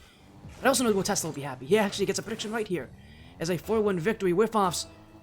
My goodness, Lepid, this was much shorter than we expected, much quicker than we expected. The Wyffoffs are proving that we need to take them a lot more seriously here because this team is deadly with those demos, with that aggression, and with those bumps. If QC can't handle them, a lot of teams are really going to struggle just like they are. Indeed, Sporty, they are. That was a great showcase from Wyffoffs. The only thing they need to make sure they win is that one's game mode. We saw how Zink was playing. He wasn't playing like he was in the threes matches, but he could show up tomorrow and show a different player for that one's game mode. But if he doesn't play it, it's all okay because there's still the 2v2 and 3v3 game mode. They move on to the semifinals while Wyffindor QC has to face off against Phantom Gaming tomorrow. Yeah, it will be quite a tough matchup here for Wyffindor QC. Phantom Gaming, not an easy team to take on, as we saw from earlier today here, but I'm excited to see how things will go, but you know what will be even more exciting? Another match. We've got one more this evening. Deep Zero Esports take on the Crazy Cats. We're going to go to a break.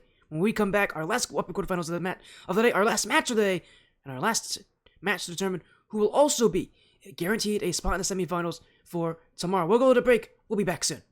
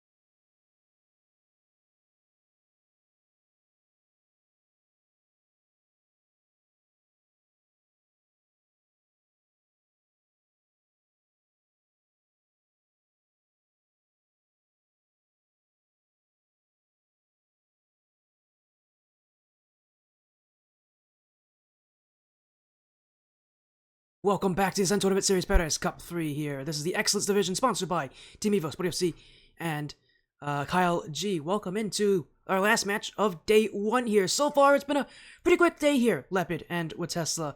A lot of matches have gone by, but all these matches have been relatively quick so far. We just saw a pretty impressive showing. The Wyffoffs win for 1. I mentioned Tesla, you're pretty happy here. You got a match prediction correctly. I think upper bracket is the bracket that you're going to be good at here. So, how you feeling, WaTesla? Got a prediction right, and you made the right call here. Zinc looks solid. Waffle looks solid. The Wyffoffs look solid. They're in the semifinals. Yeah, that was a fun match to watch. I was really impressed with how they played all around. Waffle came out banging. She was literally everything the team needed whenever it needed.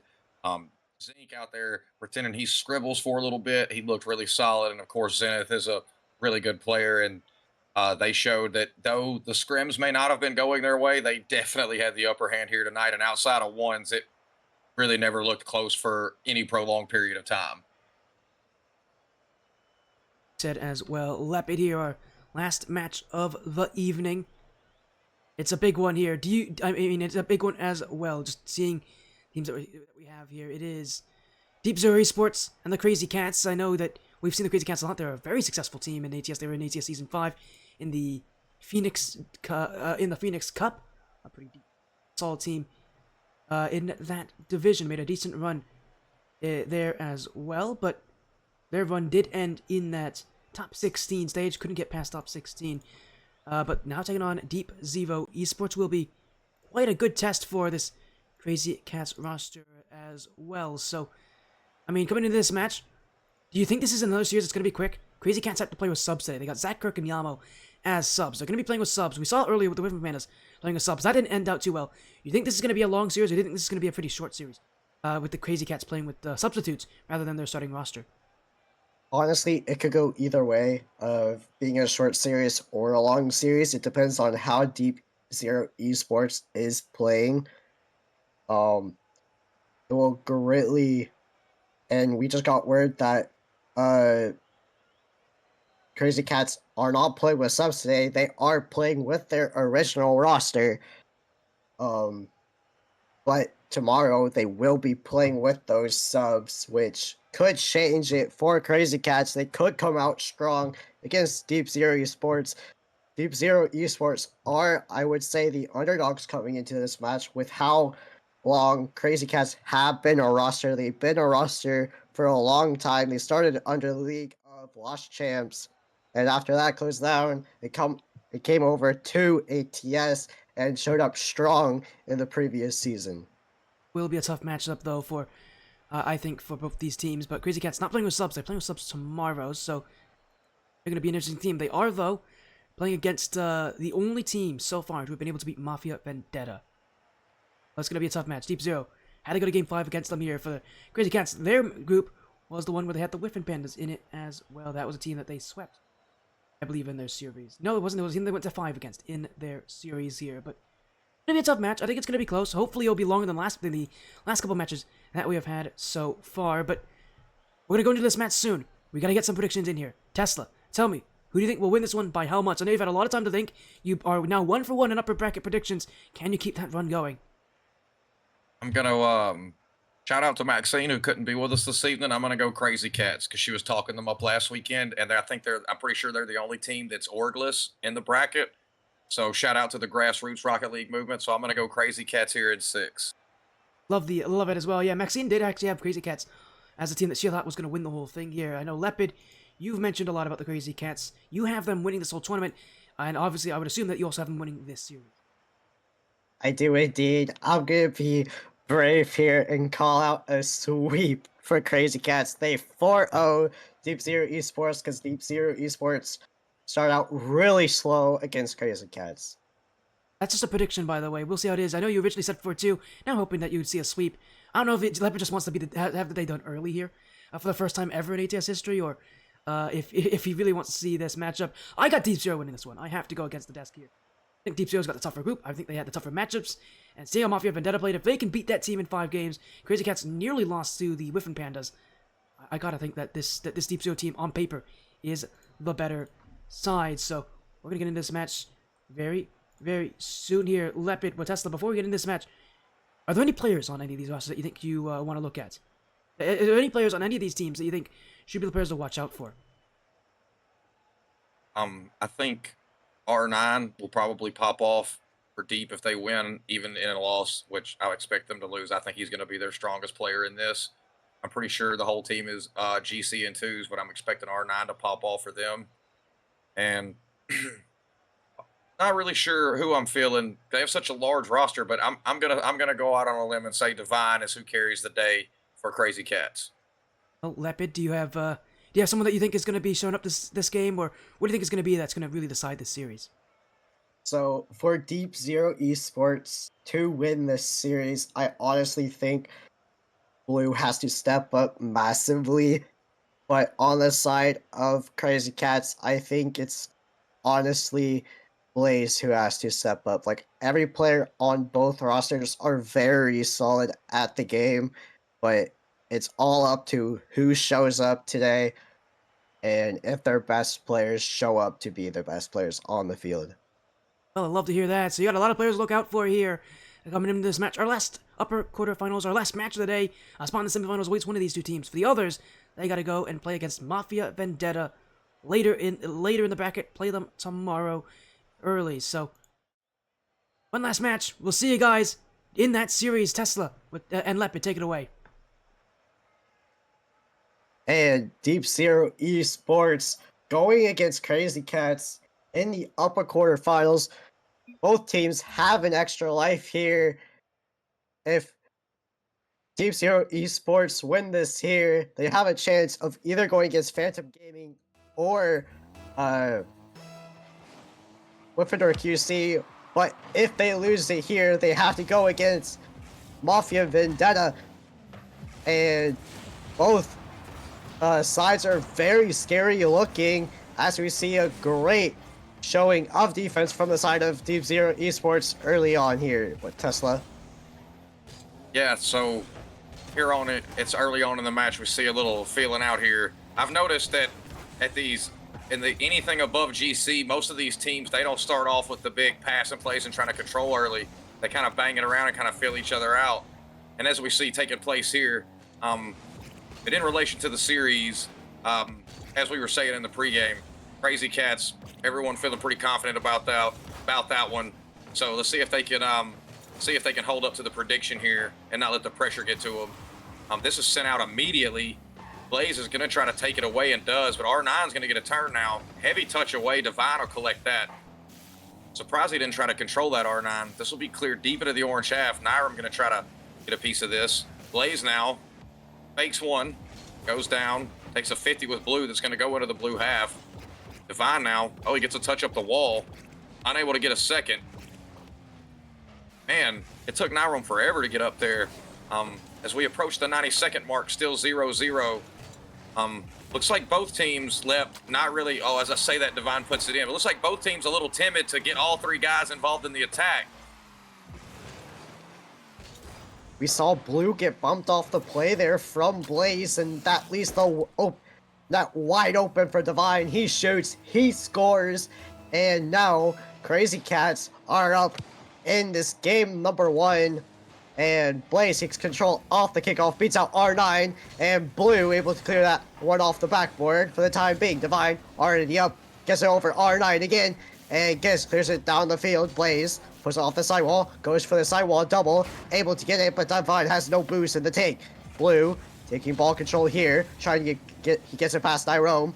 R9 already up, and what a block from the defense of Crazy Cats. Divine takes the ball control slow, gets it over Blue, Kiss does a side flip, and R9 last man back, trying to get past Nyrome, and he does exactly that. He waits it out, takes it slow, Blaze already up, beats out Kiss, and Blue, last man back, doesn't get contact with the ball. Nyrome with an early shot, it's off the crossbar, and we see offense start to increase on the side of Crazy Cats. Blaze trying to put the ball in the back of the net there. R9 gets beat out there, and Kiss able to clear it out for the time being. Divine back on the ball, trying to make Kiss awkward. He gets it past 2, and R9 back on the ball.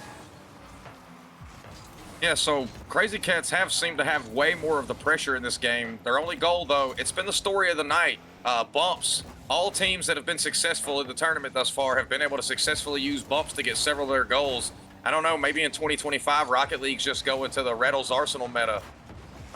You always play, you know, in solo queue or random rank, people get real salty about demos as R9's able to get this right out of the mouth of the net.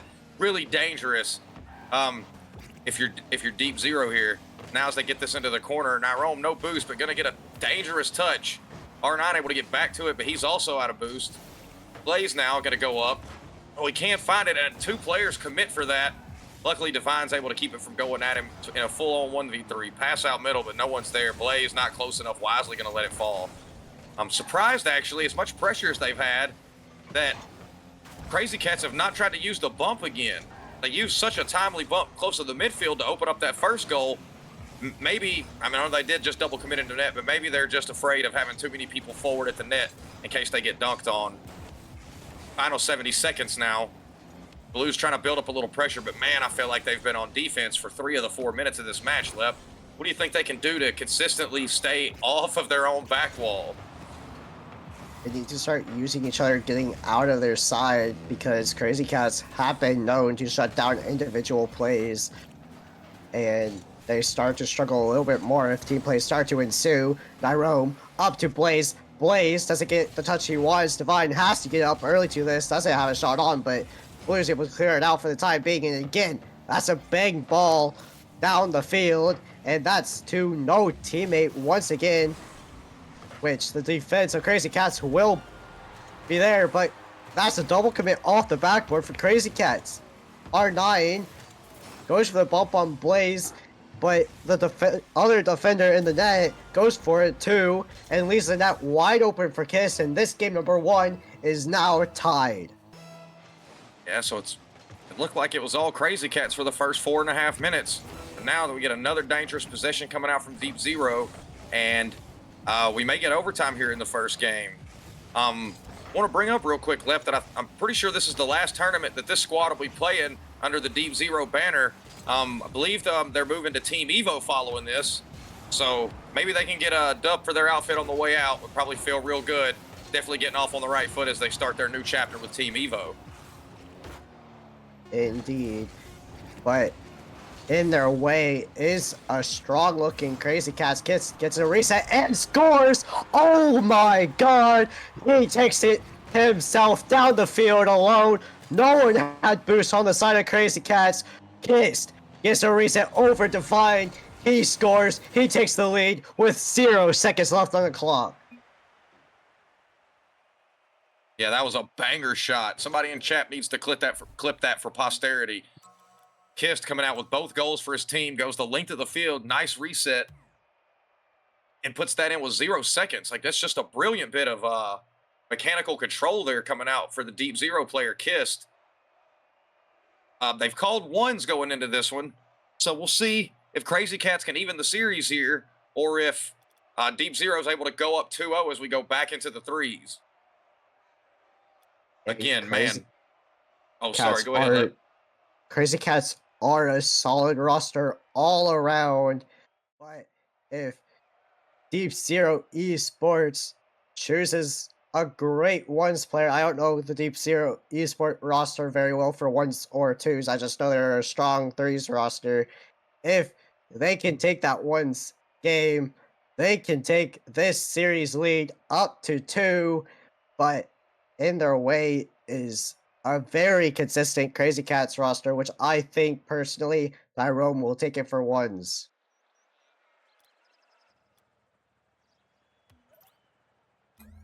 It will be Nyrome. Going against Kist here, who just popped in the previous game.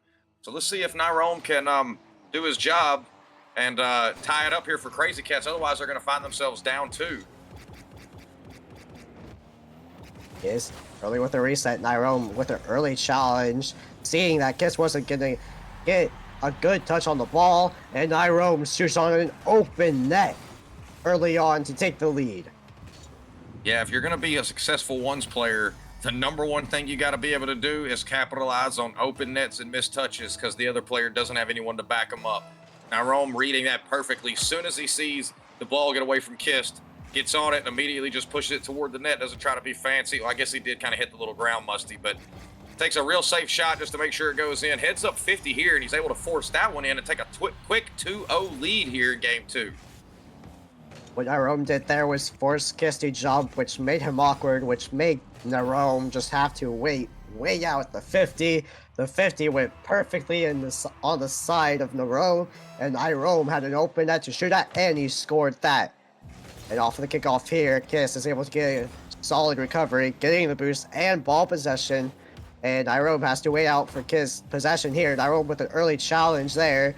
And Kist has an open opportunity. Narome has to rush back, and Kist is able to score it off of an overcommit for Narome.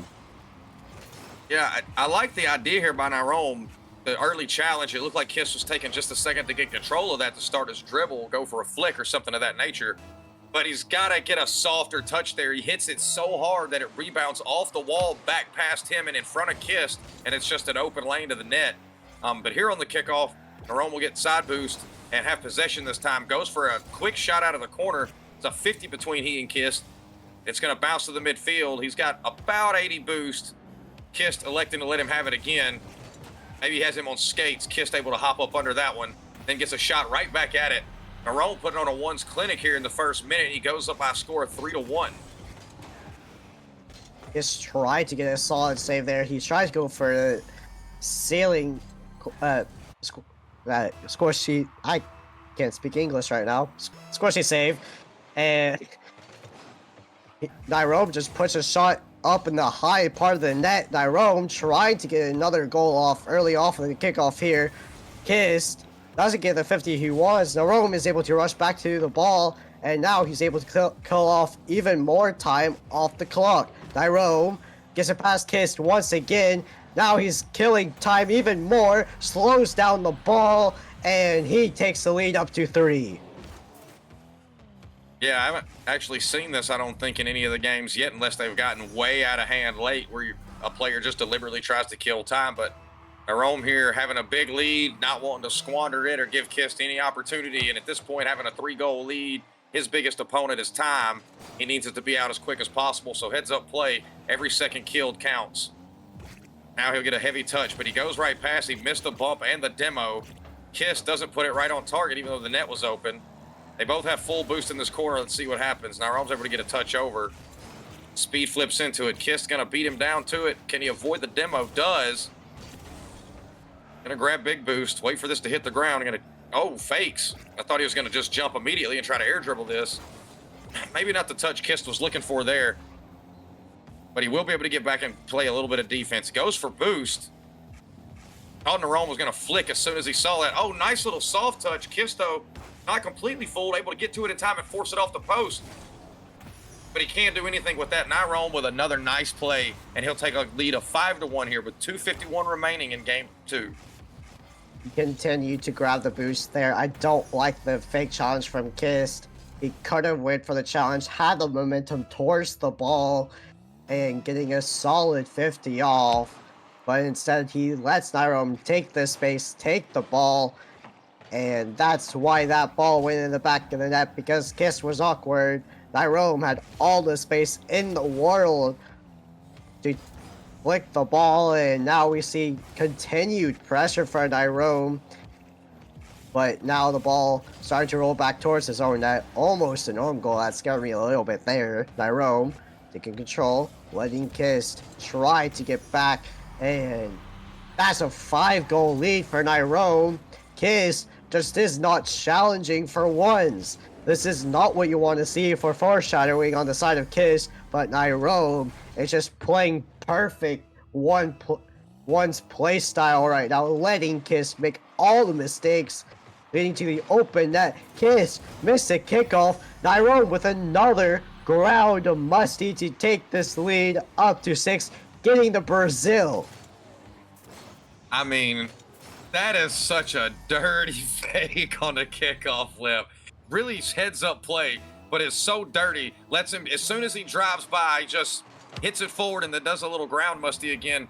Nyrome, this is just not too flashy, just fundamental ones play. And I'm going to admit, while I thought that Nyrome would win, I'm surprised at the way this has transpired after the clip that Kist hit to get us out of game one. Oh, shot off the post.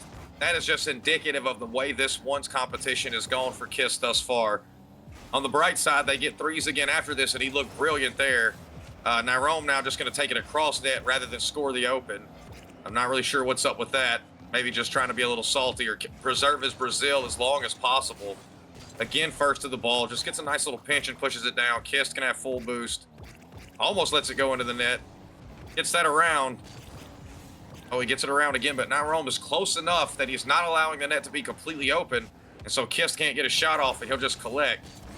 Kist rushes into this, gets a nice touch, but he can't follow that. It bounces so hard off the wall. Now Nyrome's just going to put a shot on target. Kist can't get there, and it's 8-1 Nyrome. It's about 78 seconds remaining. Nyrome just wasting time off the clock, making Kist have to go for the ball, trying to get back into this game, which makes that net wide open for Nyrome because Kist overcommit using all of his boost, and now Nyrome's up by 7 goals. Nyrome off the kickoff gets a solid flick and Kist able to save that one away, but again, time is ticking. Kist has to score 7 goals in a row. He starts with one right now off of a play from Nyrome because of the confidence that he's been having all games so far. And now this game is slowly starting to turn back into something that Kist could possibly win now. Yeah, well, he gets a solid goal and then one immediately off kickoff. And so he'll cut the lead to 5 here with 56 seconds remaining. But I'm not so convinced Nyrome isn't just kind of trolling a bit here. So we'll see here coming up if Kist, after this kickoff, either gets a quick one or is able to get one possibly on the kickoff. Might be a little something to think about if he's able to cut the lead in half here. But on this kickoff, Nyrome able to give himself an advantageous situation. Kist with no boost flips into it. There's a wave dash, fakes at it. Now he slows it down. He's worked it all night. This time, Kist able to stay disciplined enough to get under the ball and stay behind it. And he puts that in. Here we go now. It's 8-4. It's still quite a hill to climb, but he's definitely cut into this in the last 20 seconds. Nyrome missed that middle boost there, which killed that offensive play. Kist saw Nyrome awkward with ball on top of the card, and that's basically a T moment in golf. And Kist just went for that ball.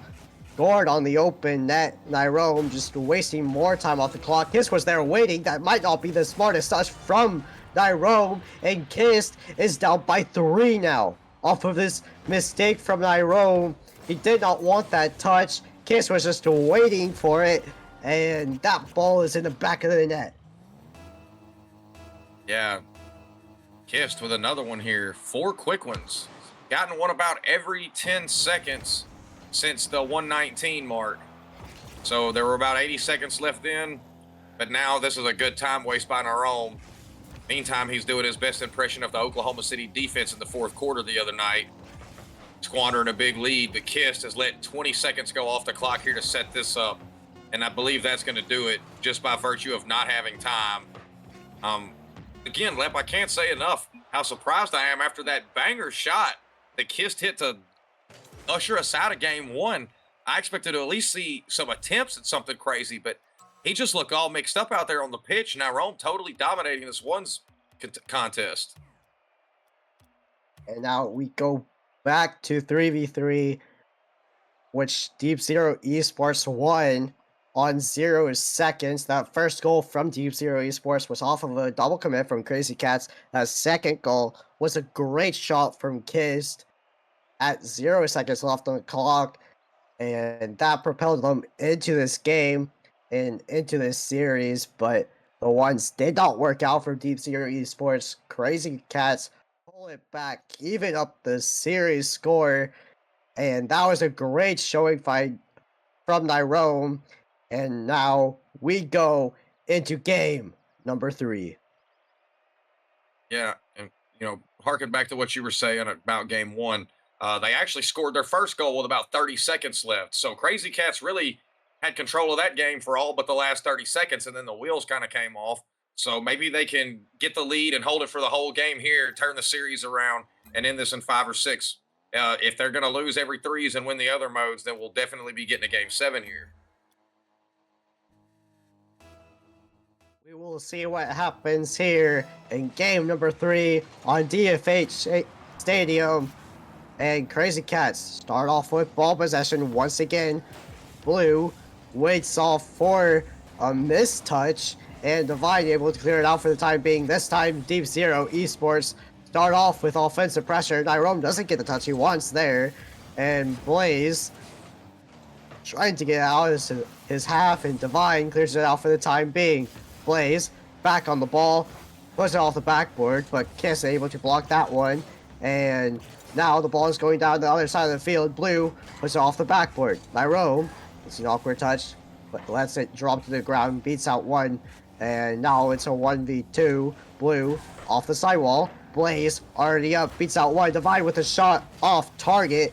Now Nyrome off again. Blaze gets blocked out from R9. Divine continues on the pressure for Crazy Cats, but we've seen shot after shot off target for the side of Crazy Cats. That ball is up in the air, and another great block from Deep Zero Esports. Kiss able to get a demo on Nyrome, and now this game is starting to transition into a shot opportunity for Blaze, and he shoots and scores.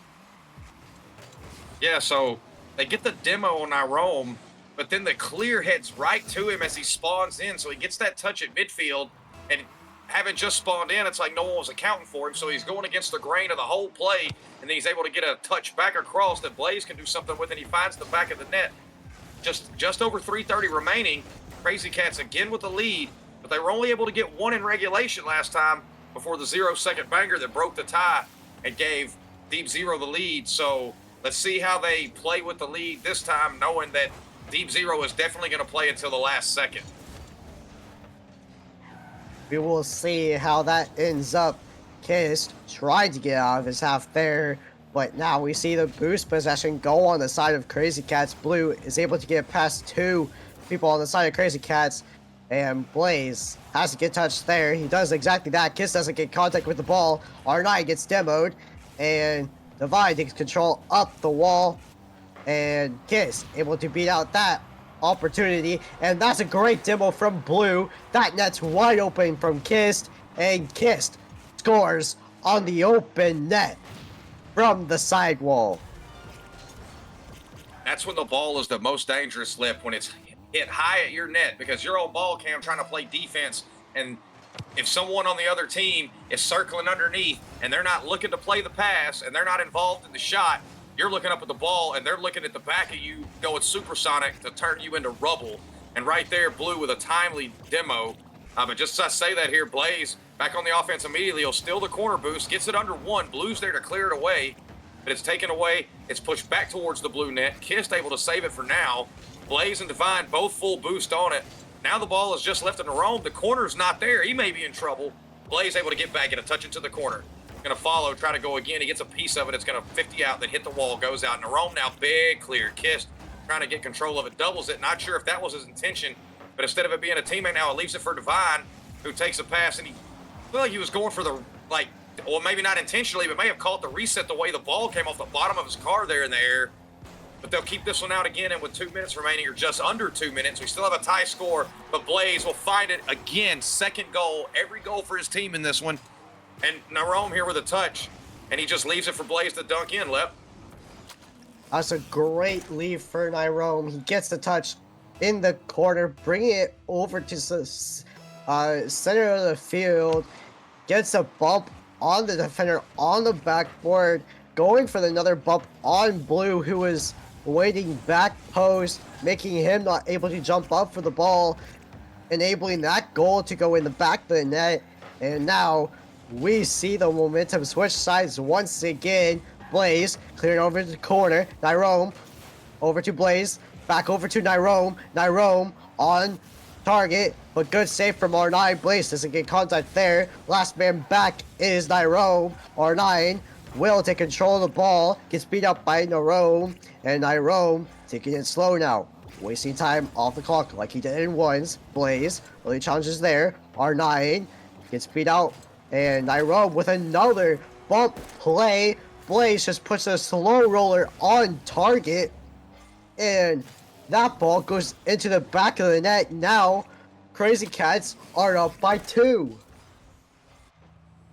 Yeah, Crazy Cats using the physicality again there. That's their second or third goal between the 2 threes games where they're working the physical play here. And again, not even getting the demo, just driving it Kissed. There's another one in for Divine, but he was just driving it Kissed and makes Kiss delay his jump so that he can't go with the ball. There's a double commit and a double fake on the sidewall. Ball bounces out. No one's in net. Divine wisely just puts a shot towards it. It's on target, and they'll take a lead of 4-1 now with 1:02 remaining. Crazy Cats in complete control of Game 3, looking to take a 2-1 advantage in the series. Indeed. And this is what we were expecting out of that game. Number 1 from the side of Crazy Cats. And Deep Zero Esports starting to struggle in this 3v3 game mode with Crazy Cats increasing the amount of time they are going for that physicality gameplay.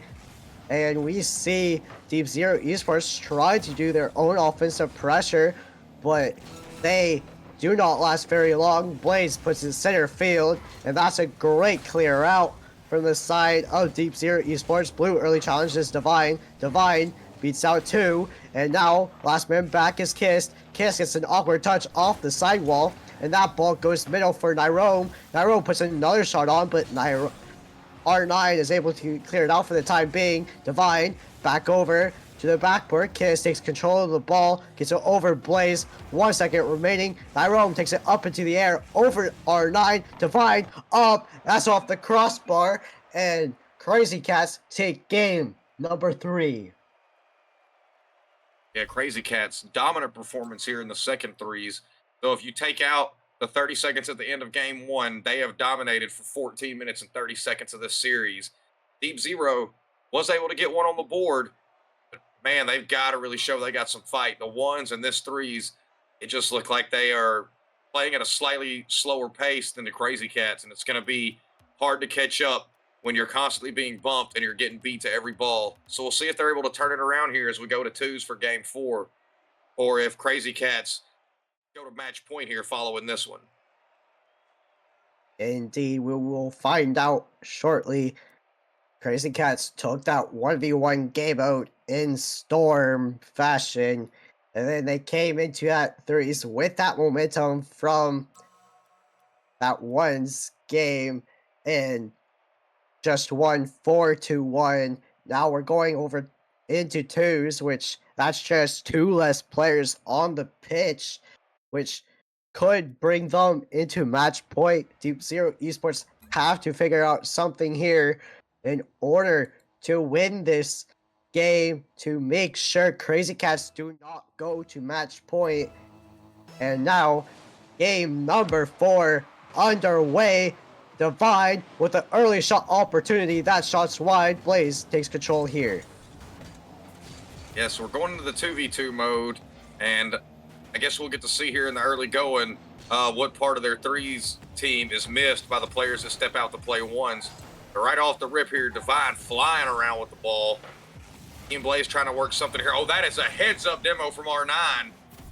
Bringing the physicality back to him. Blue going to air dribble the length of the field following the demo. I mean, that is great control on that first touch. I don't know how he got a touch that soft with his car contorted like that.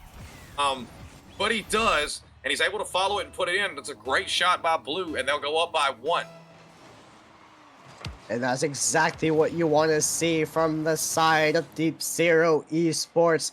Bringing that physicality, bringing that control in the 2v2 game mode.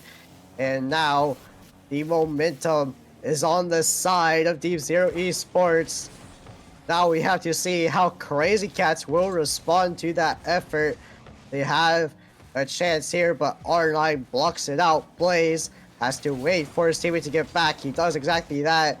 Blue rushes a little bit of a touch there. Divine doesn't get the touch he wants, has to leave it for Blaze. Blaze bring it over to this corner, and now we see Deep Zero Esports controlling the pace of the game. R9 clears that shot out from Blaze, and Divine back on the ball, tries to beat out Blue, doesn't get the bump there, and now we see Boost in control for Crazy Cats. That's an early challenge there from Blaze, and offense is finally starting to commit, but as I say that, Blue is clears it out, and Blaze just trying to get the physicality back on the side of Crazy Cats. Yeah, I think that may have been a frustration demo from the fake he did going into the corner. Nonetheless, didn't quite prove to be effective for a score either as the ball was going the other way. Blaze and Divine doing a good job of controlling their boost. They keep getting both players with control of the ball on the blue half with a lot or even full boost. They've just been unable to crack the code of the defense and actually put the ball in the back of the net. We're nearing the halfway point here, and after how last game went, I'm kind of surprised that only one goal between both teams has been scored. Blue now going to try to get a touch and leave to R9. R9 going to get a shot. Divine can't get there, and working just a little two-man pass play here. Deep Zero take a 2-0 lead halfway through the game here. They have all the answers. Crazy Cats can't find anything on defense. That was a great try from Divine, trying to get it to the sidewall, but that bounce was so unfortunate, and R9 was just reading it, able to shoot the ball in the back of the net, and now Crazy Cats have to respond to a 2-goal deficit. Blaze with an early shot on R9, able to save that one away for the time being. Blue clears it out. Divine back on the ball, tries to get over R9, but R9 cannot do anything about it. And Blaze beats out one. R9 back on the ball, beats out Divine, but Divine is able to clear it out for the time being. Blue already up, gets faked out by Divine, and R9 again clears it out. And Blaze here, oh, that's a really nice touch from Blaze. Tries to force the shot on, but can't. R9 able to get back for the save. Oh, we got both orange players getting tangled up in the corner. This could be an open net. Oh, it's going to just quite not be wide enough there on the shot. Blaze going to collect. Trying to control it off the back wall, gets a pinch. Blue able to kill it, but Divine will be there to collect. Divine, get chip. Oh, there's a demo. Divine wisely just drives it in, and there you go. You've been calling it all match left. Back to a demo for the other team, and they're able to get their first one on the board, cut the lead in half with about 92 seconds remaining. And now Crazy Cats are finally back in this game. It seems so dominant from the side of Deep Zero Esports for the longest time. And off of that demo, now the momentum has switched. Blaze goes for an over aggressive play. He could have just shot on the open net opportunity and tied up that game, and that could cost them. And now we see Crazy Cats start to try to aim to score that second goal for them to tie up this game. Yeah, that was a really good opportunity. And I think he just rushed the shot there, ended up going too fast, not realizing he probably actually could have let that ball hit the deck. That is a heads-up play from R9 to get back and not cause a nastier 50. Then he's returning it the other way. Quick transition from R9 here. 40 seconds left. Crazy Cats want to try to find an answer to force overtime. Otherwise, I think we're going to get a best of 3 going forward here. On the plus side, though, tied at 2. 2 of the last 3 for the Crazy Cats will be 3s, which they've shown no problem with thus far. This will get sent at them really hard. Blaze will collect in the corner. Blue now's on it. It's going to come down middle. But R9 can't go for it. This will get touched over. R9 wisely not just diving in there to leave this net wide open because they are cradling a 1-goal lead with 10 seconds left. Blue going to just slowly let this fall down the wall. Now Blaze trying to make an issue of it. There's a touch. There's a bounce. Divine going for the double. Oh, no, he can't get there. Deep Zero tie the series by taking the 2s game 4 by a score of 2-1. That's a great showing for Deep Zero Esports in the 2v2 game mode. That was just unfortunate showing for the Crazy Cats. They needed that win to bring it to match point, so it just meant they had to win the 3v3 game mode. But now Deep Zero Esports ties up the series, and we go into game number 5 with a guaranteed game number 6 on the way. So we will see either 1v1 or 2v2 once again. Yeah, looking at the stats here, Lep, Crazy Cats controlled more of the field, had more of the possession, they had more demos, and they had nearly as double the shots.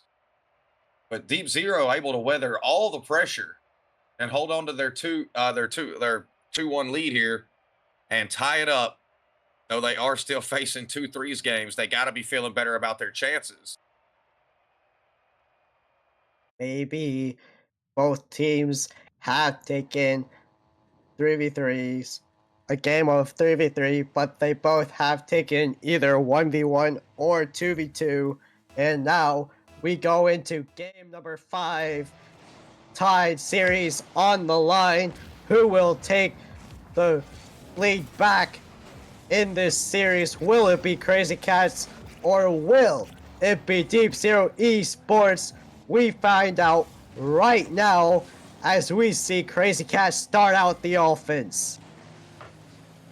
Yeah, so Crazy Cats had a chance to go up 3-1 there, unable to convert in the 2s. We go back to 3s, which outside of the final 30 seconds of game 1, they've been totally in control of for both of them. They're probably feeling like they need to get an early score here, so they take the lead to try to crush any momentum that Deep Zero is trying to build up here going forward. Been a really close series overall thus far, and with both teams having split the extra game modes and split the 3s, it'll be interesting to see what game mode they pick following this, and whether they're able to replicate their performance, because you imagine whoever loses this is facing match point twice. But if it's Crazy Cats, I mean, surely they go back to 1s, right? Where they look dominant, which will almost guarantee them a game 7. And if you're Deep Zero, I mean, I guess we'll probably see 2s again. They did just win that, though, a much closer game than the 1 series. But first of all, we got to get a goal here. We're about 90 seconds into this one now. Blue going to flick it middle, taken away by Blaze. R9 going to pass it into the corner to Kiss. Kiss, a lot of boost, takes control. Nice little pre-flip air dribble here. Great control, drops it down. R9 tries to force it through, but can't. Now Rome wisely just able to stop it with a backflip. Now he's able to collect that when it falls off the ceiling. Takes a great 50, but it goes away from Divine, and he can't beat the blue player to it. Kiss now goes for a shot, fakes, leaves it for a teammate. Now Rome will get there before Blue. Blue, however, will get there to cut off the advance of Orange momentarily. Now Divine going to come off the wall. Kiss tries to challenge, unsuccessful. R9 able to take a 50 that squirts all the way back to the midfield. Blaze going to have full boost and a little bit of space and time. Elects to go for an immediate pass down to Nyrome, who shoots. He's unsuccessful. Divine now trying to get a shot on target, cut off by R9. We're about halfway through game 5 here. That's still at 0 score. That's a great offensive opportunity for Crazy Cats. They just weren't able to score off of it. And now we see this ball go back and forth like we've seen all series long. And Divine tried to put another shot on, and that's a good clear from the side of Deep Zero Esports. Blue misses off the backboard, and that opens up the net for Divine and the Crazy Cats. Blaze brings it up to the backboard. Blue doesn't get contact because the ball bounces down, and now Crazy Cats up by 1, and this is their chance to take the lead in this series. Yeah, that was an unfortunate touch there by Kist, and it pops right out to Crazy Cats. And the first shot goes right up to the ceiling, but as it comes down, Divine's the first one to it, able to force it in. This touch also dangerous, but Blue's able to at least get it out from in front of the net. Blaze now trying to keep it as close to the net as possible. That's a nice touch down by Nyrome. I think it would have been in, but it gets saved away. This is off the post, but then Blaze is able to capitalize on the trickle out. And so, just like that, after 2.5 minutes of scoreless Rocket League, Crazy Cats have come out and immediately gotten 2 here in the next 40 seconds, and they take a 2-0 lead. This game was scoreless for about 3 minutes, Tesla, and finally it came down to close to the final 2 minutes where Crazy Cats took 2 goals back to back, and now Deep Zero Esports are on their back foot and they need to step on the gas soon if they do not want to be against match point for the other team. And now this ball is trickling towards the orange side of the field, and Divide trying to clear it out for the side of Crazy Cats. Kiss doesn't really challenge Blue. Back on the ball, puts it off the backboard, but no one's reading it. Good demo from Blue onto Blaze, and now it's a 3v2. Everyone on the side of Crazy Cats has no boost, but good clear out for Nyrome. Good pass from Kiss over to R9, but Blaze with good interception. And now we see an opportunity for Deep Zero Esports. That's a shot over, and Divine able to clear it out. 1 minute remaining. Kiss continuing on trying to score a single goal for the side of Deep Zero Esports. R9 reads Nyrome's missed touch there. Blue tries to put a shot on. Good block from Blaze. Kissed up. Gets blocked up by Nyrome. Divine back on the ball. R9 trying to put it center. Here's a chance for Deep Zero Esports, but Divine able to clear it out in time. Blue back on the ball. Good demo from Kiss, but no one's there waiting. And now Blaze, no boost on the wall, leaves it for Divine. R9 loses at 50 there. 10 seconds remaining. This might be game here. Yeah, this is an incredible effort. As you said, about the first 3 minutes of the game, 0-0, perfect defense, and then really Crazy Cats got 2 quick goals, and then we went back to nothing. But Crazy Cats will take a 3-2 commanding lead here, and so you got to assume that Deep Zero is going to pick 2s rather than 1s. But man, if Crazy Cats is feeling it, got a little momentum going into this one. It was really close last time. They got to feel confident to be able to close it out here, and if not, even if it does go to Game 7, they got to feel confident they can win that. So if you're Deep Zero here, having Crazy Cats mental get chalked and throw you a bone is probably not going to happen at this point. So as I'm sure they'll pick 2s, they're going to have to lock it in here if they want to see Champions Field. And now we see a timeout from the side of Deep Zero Esports, trying to slow down the momentum from Crazy Cats. And we will wait an extra minute before game number 6 starts, and that will be a 2v2, and we might see the same roster, or since anyone can play, we might see a different roster from Crazy Cats as well, trying to take this series in 6 games. It will be interesting to see who they put out there for this, Lep. I didn't even think about that, them being able to use the 1s guys in this. Like, that totally slipped my mind as we were heading into this. Glad you brought it up. So, WaTesla, what do you think Deep Zero Esports needs to do in this 2v2 game to win and bring it to that game number 7?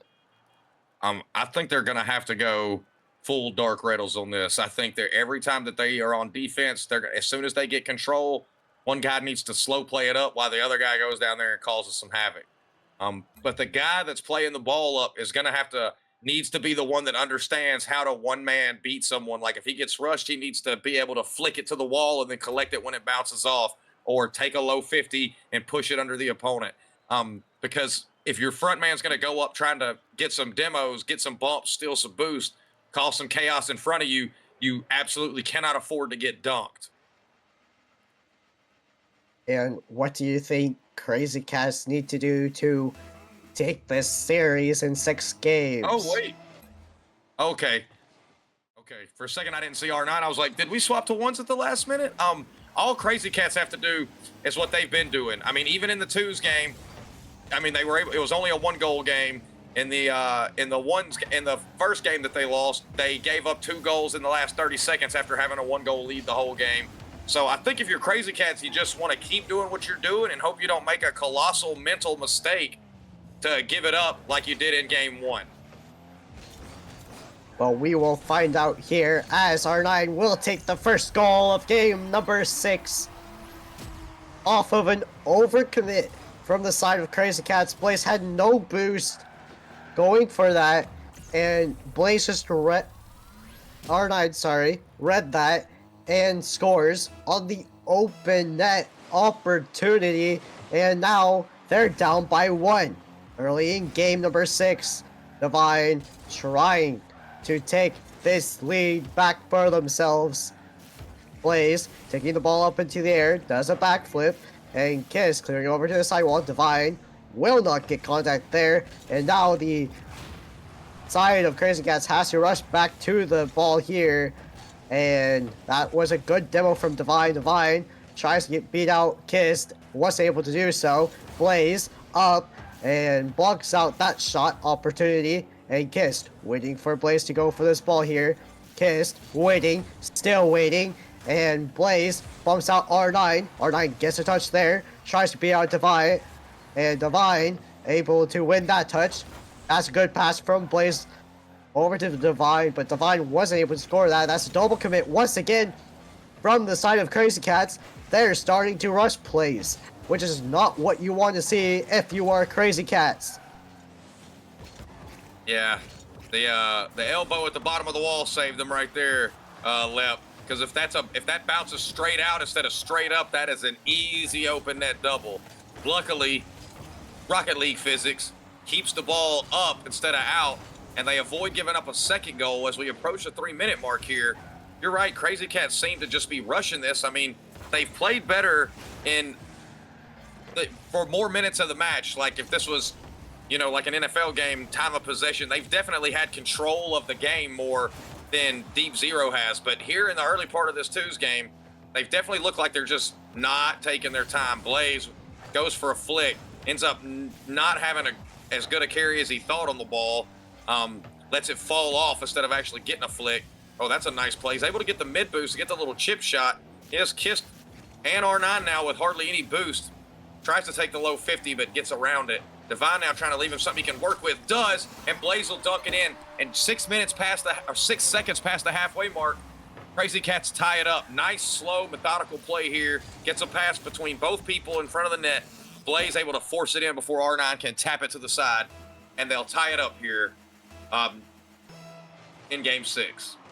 That's exactly what you want to see from Crazy Cats, slowing down the gameplay, because the pace that they are playing, they're starting to do rushed efforts, which will slow down themselves even, and they will lose this game if they go at the pace they're trying to go at.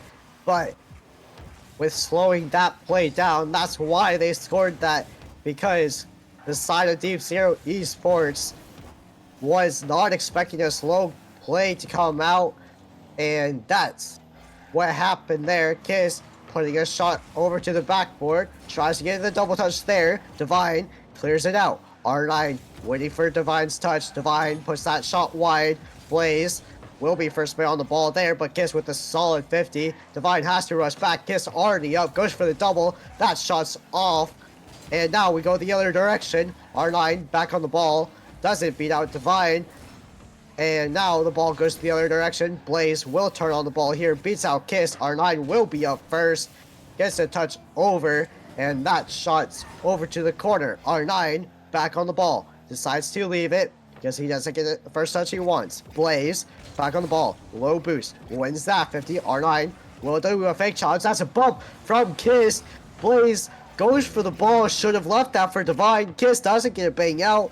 That should have been a goal for the side of Deep Zero Esports after that overcommit from Blaze, but they get saved from a team bump on the side of Deep Zero Esports, and now the ball goes back the other way. 1 minute remaining. That's a big dunk for R9 there. They're just trying to keep the ball down here in the orange half. Got about 30 seconds left, and they've been playing with fire here for the last minute or so. Ever since Divine and Blaze slowed down to get the tie-up goal, they seem to figure out that they seem to have acknowledged that that's going to work more than taping the circle button down as they pursue the ball. So here, that's a dangerous 50. Luckily, Divine with a nice recovery able to get back to that. 15 seconds left. We might be getting overtime here in game 6. I don't know. We thought that in game 1, and then Kiss decided that he wanted to put us all on TikTok for the evening and hit a banger shot to let us out of game 1. R9 now, 3 seconds left. This is probably going to be the last effort before it stops. Divine unable to keep it up, and we have overtime here in game 6. Next goal could decide the series. R9 Kist looking to force game 7. Divine and Blaze looking to end this thing with a goal in overtime.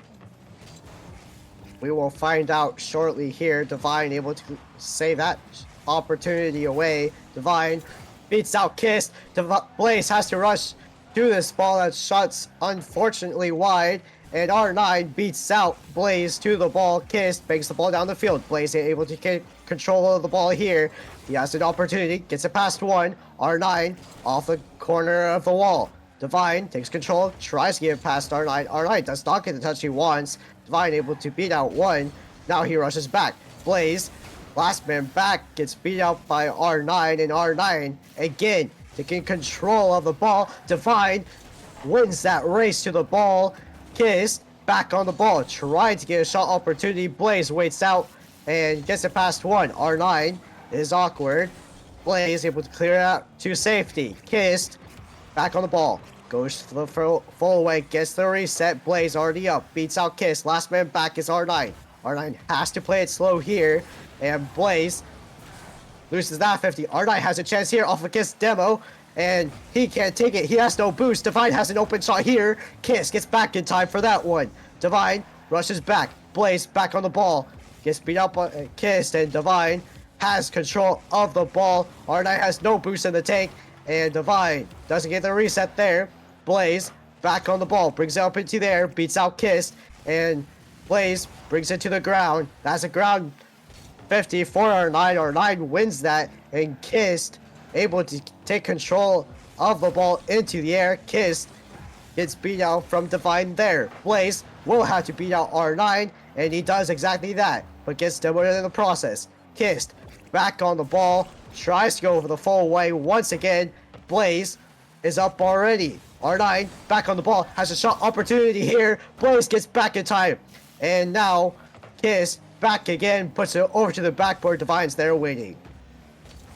Yeah, this has been quite a heated overtime, Lip.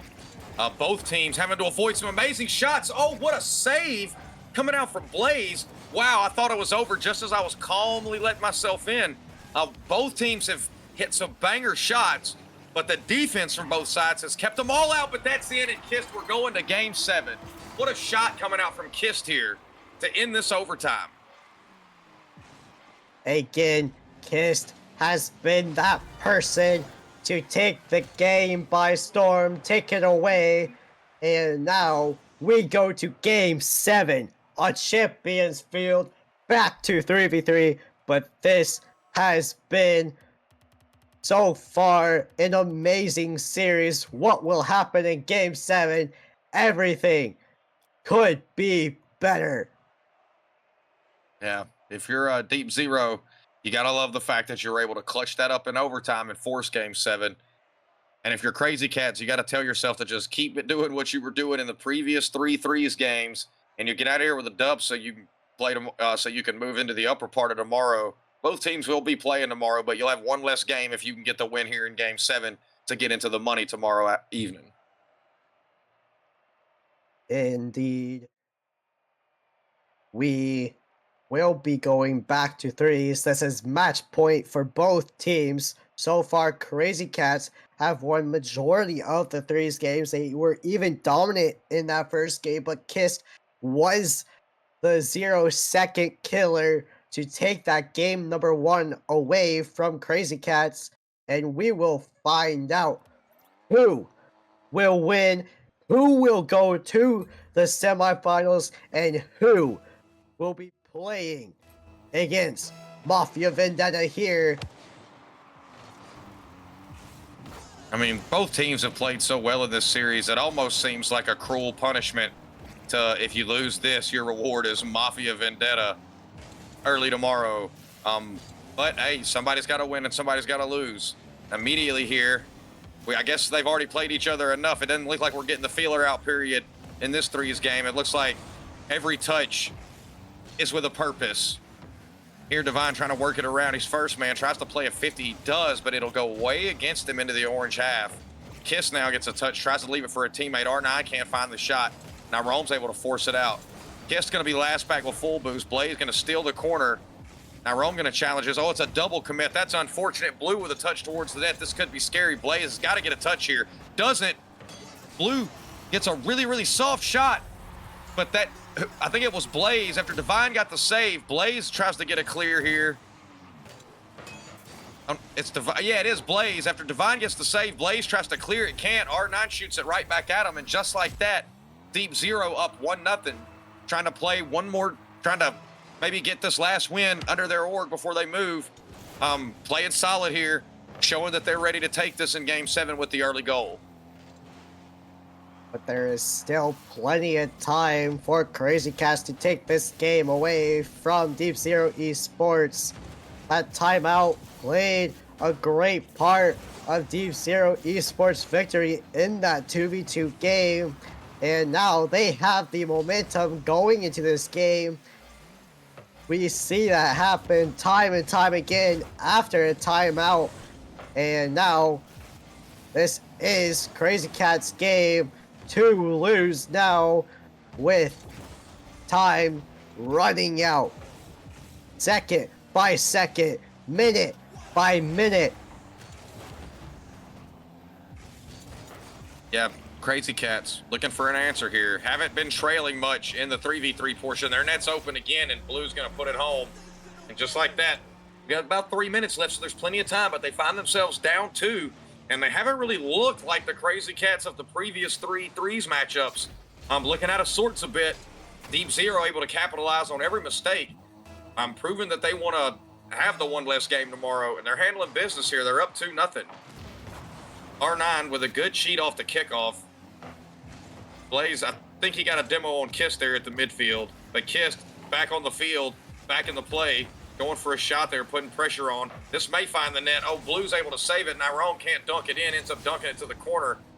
Kiss goes up for a challenge. He doesn't get the ball, but he pushes the player off of it. Now Rome gets another touchdown. Divine shoots it into now Rome. Unfortunate turn of events. We got some cat-on-cat crime in the blue corner as Nyrome and Blaze get in each other's way.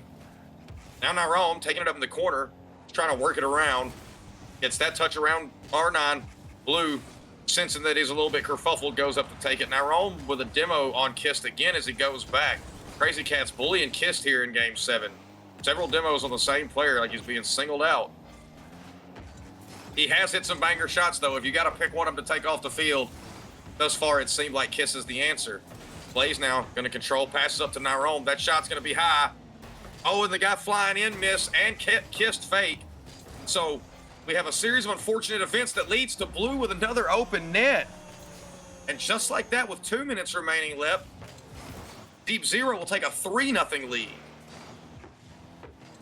Crazy Cats are double committing a lot this game. They're starting to miscommunicate, which is killing them in this game.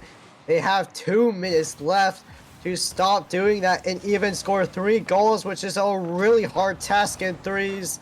They need to do the physicality play, but they also cannot do any double commits. They need to play perfect Rock League from here on out, or else they do not win this series, and Deep Zero Esports will do their best to stop that from happening, as we see a great demo play from Nyrome, and Blaze able to take a goal for Crazy Cats there.